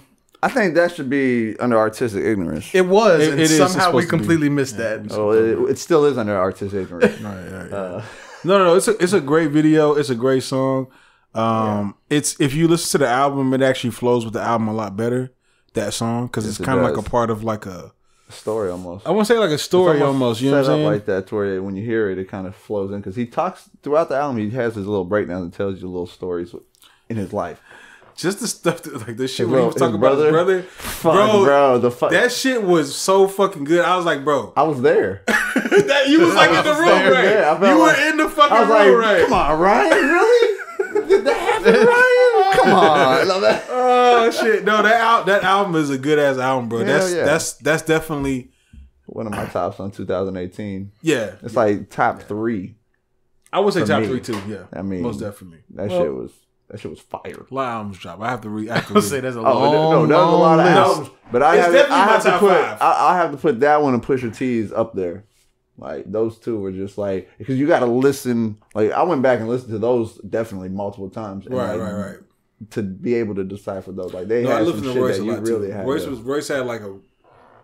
That's his best work. That is his best work, and that says a lot because I've been listening to Royce since. Death is Certain for a long time. Shit. No, since when he was dissing D12. Yeah, that's a long ass fucking time, bro. Yeah, it is. Since Royce was on the Slim Shady LP. Fuck yeah. Yeah, this is his best shit. Yeah, his best album. And I can only see him getting better still because that's just the type of person he is. He's always kind of tried to. I don't know what direction. Cause see the Bar Exam 4, he fucking destroyed that. Yeah, but that was just him just rapping, right? Yeah. That was even the Prime 2, I was like, it's all right. You know what I'm saying? But see, this was like Royce, and this was like him being like personal in his own little world or whatever that he was speaking about. Well, see, the Prime, I felt like it's in a different category because he's with such an old school, you know what I'm saying? Yeah, producer. I'm not knocking that, but like the content that I was looking for, I feel you. I wasn't getting it from Prime. Not to say that Prime 2 was trash or whatever, but it wasn't on the same level though. The content that came out of Book of Ryan. Yeah, Book of Ryan. Yeah, that shit good quality shit. Fuck yeah. Yeah. Good quality shit. I'm gonna go jam that shit. Like I was actually my brother was just jamming that shit the other day. And then like a few days before that or around that, I mean he'd be jamming the fuck out of the Pusha T also. Like and that says a lot because my brother also he kind of like he's not really in tune with the hip hop like what's going on as like how we are because we break shit down, review and everything. But when he comes across something like of that caliber, he's on it. You know, like something like that. He can pinpoint like the good shit, especially shit from my time. Black Todd, you need to listen to your boy Royce. Okay, what the fuck, dog? How can you deny that album? Yo, just listen to the album, bro. Like for real, for real. All right. Yo, how you don't like Royce, man? I didn't say anything. The facial expressions say it all. I didn't say anything. Bro, throw that list on it. It's because he'd rather listen. It's because he'd rather listen to Drake. I said nothing. Just throw the list on at his head. People just be lying on me. Yeah. Speaking of which, before we get up out of here, so let me tell you something funny that happened. No. Y'all break this down. I want to know about this. What happened? Yo, I'm gonna sit back and tell you the true story. Okay, so all right. So Black Todd will tell the story. All right. Maybe you can pick this up and move it to the beginning. I don't know. So okay, here's why I'm gonna give UU an award for being the homie. But at the same time, this is how you can tell me and him are friends because your real friends will laugh at your pain. rather than just trying to help you. Yeah, so trying to comfort. Here's why. I pull up. He was working. I'm off. As y'all know, we work at the same location. I pull up. I say, "Hey man," he's walking inside. I say, "Hey, are you busy?" He's like, "No, what's up?" I say, "Hey man, I need your assistance." He said, "Okay, no problem." He goes inside, lets people know, hops into the truck with me. Okay, we were riding somewhere across the street. Now he doesn't know what I need help with. Okay, until we get over there. Now, I'm going to come back to why I needed his help originally. Now, he finds out why I needed his help. He goes, "Oh, okay. I thought you needed me to come with because we was going to whoop somebody's ass." I said, "No, we were not." No. Bro, oh, hell yeah, I'm with that. I thought he was calling me so we could go debo nigga. You had a flashback. You had a flashback of our youth. No. That's what I'm saying, right? I was like, "Oh, we about to go debo somebody." I gotta give this man credit because he didn't ask no questions. That shit on the clock. I ain't exactly. with that. He just hopped in with me. He said, "All right, let's roll." Yeah. So I gotta give him credit, bro. So you know I'm with shits. Exactly. I've been with shits, nigga. He with it. Hop in, ain't ask no questions, ain't ask no follow up. Still on the clock in his work clothes. Okay, ready to throw down. Now let me give you the backup story. If we go backwards again, me to running my mouth talking shit always gets me in trouble. Okay, Go back a couple episodes. Episodes. I'm gonna tell you what happened. So I go from where I live to location A where we were. Okay. Yeah. I'm switching vehicles. I was going from one car to the different truck. I'm holding a folder. On top of the folder, I got other pieces of paper, my keys, my wallet, my AirPod case. I throw all my stuff in the truck. I go over to our location where we work at. I'm like, "Yo, where the fuck are my headphones?" Right? I can't find them. Fucking lost his AirPods. Right? So I look everywhere. Exactly. Now, when I tell this fool, that's why I need his assistance trying to find him. I said, "Hey," he goes, "Oh, you could find your headphones." I'm like, "Yeah." He goes, "Oh, which ones? Like the wired or the pods?" I was like, "This is the AirPods." He points at me, goes, "Ah!" He starts laughing. Dude, I was like, "Yo, what the fuck?" Bro. We talked about this. But here's why it's good. Here's why it's good, though. A whole conversation about like this. A big, long now, because he knows me podcast. and he's seen kind of how my area is everything, he knows I'm a neat That's freak. what you got. He knows I'm a neat freak and that I don't lose anything ever. So when something goes missing, it's it like it really starts to bother me. Yeah, bro, I look in both cars 3, 4, 5 times. I'm pinging the headphones with my phone. I'm not finding shit. Okay, I'm like, "Yo, I gotta be somewhere in Austin." So I go to Austin. I come back. Get back. 2.5 hours have passed, and I had both keys to the other car. I said, "Nobody's moving these cars till I find my headphones." So I got 3 sets of keys on me. Now it was when I came back that I picked them up. But I was like, "Yo, I think I know where they are." Oh, he's I like, didn't know "Really?" you had went back to Austin. I went to Austin and came back. See, I didn't even know that. And I kept those Camaro keys and the Silverado he went over there keys. just thinking still like, "What the fuck are they?" Bro, for 2 hours driving there and back, I was thinking, "Where the hell are these headphones?" Yeah. And I'm replaying everything back in my head. I was like, "I don't get it." I said, "I had them." I looked at them and said, "Yeah, let me make sure I pick them up out this Camaro." I got in the Silverado, and then that was the only 2 places I went. And then they're just gone. Well, here's the thing. As I'm driving over, I said, "Bro, I know where they at." He's like, "Where?" We pull up. I said, "Bro, they're under the car. Right. They're under the car." They're under the car. And they were. Under now, the car. the case, Right. I have a rubber case on there. So them falling on the ground didn't make a lot of noise. It's like so a when you were silicone making case. your move, it slid off. Because I had like a bunch of Yeah, stuff you said in my you had hand on the folder. sitting on the folder. So you... Now, Slid off. whether it'd been wired headphones or AirPods, I wouldn't have never known that I dropped them. But it was funny to him because I was out here running my mouth 3 weeks ago. Yeah. I was running my mouth. This is the funny thing. Who This is the loses funny thing, dog. AirPods? Yeah, AirPods. Who loses them? I was Exactly. like, yo, people who lose AirPods just the type of people who just be losing shit. Exactly. Now, if you told me you lost And out of this your guy don't ear, lose Wait, shit. wait, wait. if And you then- told me you lost it out of your ear, I'd have been like, "How?" Wait. And then I asked this nigga when I lost mine, right? Yeah. The next time when we talked, and I told you about my loss of my AirPods, I clearly asked this guy, like, "You ain't never lost your AirPods?" He was like, "Nah, These all like... I think I Yeah, might I have said, don't- "How the hell did you do that?" I don't lose my shit." Apple Todd don't lose Right. his AirPods. You know I'm Apple Care Tie. Now, to be fair, it's because it fell off the stack. Yeah, that But is. because I don't lose shit, I knew where they were. I said, "No, they under the car." And then I want to point out while I get out the car bro. and when I'm getting on the ground to get under the Camaro to get my headphones, he's laughing the whole time. This dude did not stop laughing for like 10 minutes because he's thinking about that whole episode. I was thinking about we went through this shit twice. Exactly. And this nigga still lost them shit. And the other funny thing is, I went through the same thought process he did when he lost his. And I'm thinking, I'm gonna find who got my headphones, and I'm pulling up on him. That's what I'm saying. You get into this mode, you like, somebody stole them shit, and when they open that case, and my shit pings me that the case is open, I'm coming for that ass. Because I was doing it. They're about to lose. I'm sitting there hitting to find my headphones. Oh, you get a notification when somebody pairs them. Yeah. I said, let somebody pair these headphones, bro. Pair the headphones so I can come and shoot you, nigga. You know what was real funny? That's hilarious. I was using them the other day, and I opened them, put it on. My phone goes, ding, we found your AirPods. I said, man, fuck out of here. Oh shit, they're still gonna they get in on my you. hand. I know what they are. They're gonna mess with you. Oh shit, man. But yeah, that is I'm glad you told that story. Shouts out to the AirPods.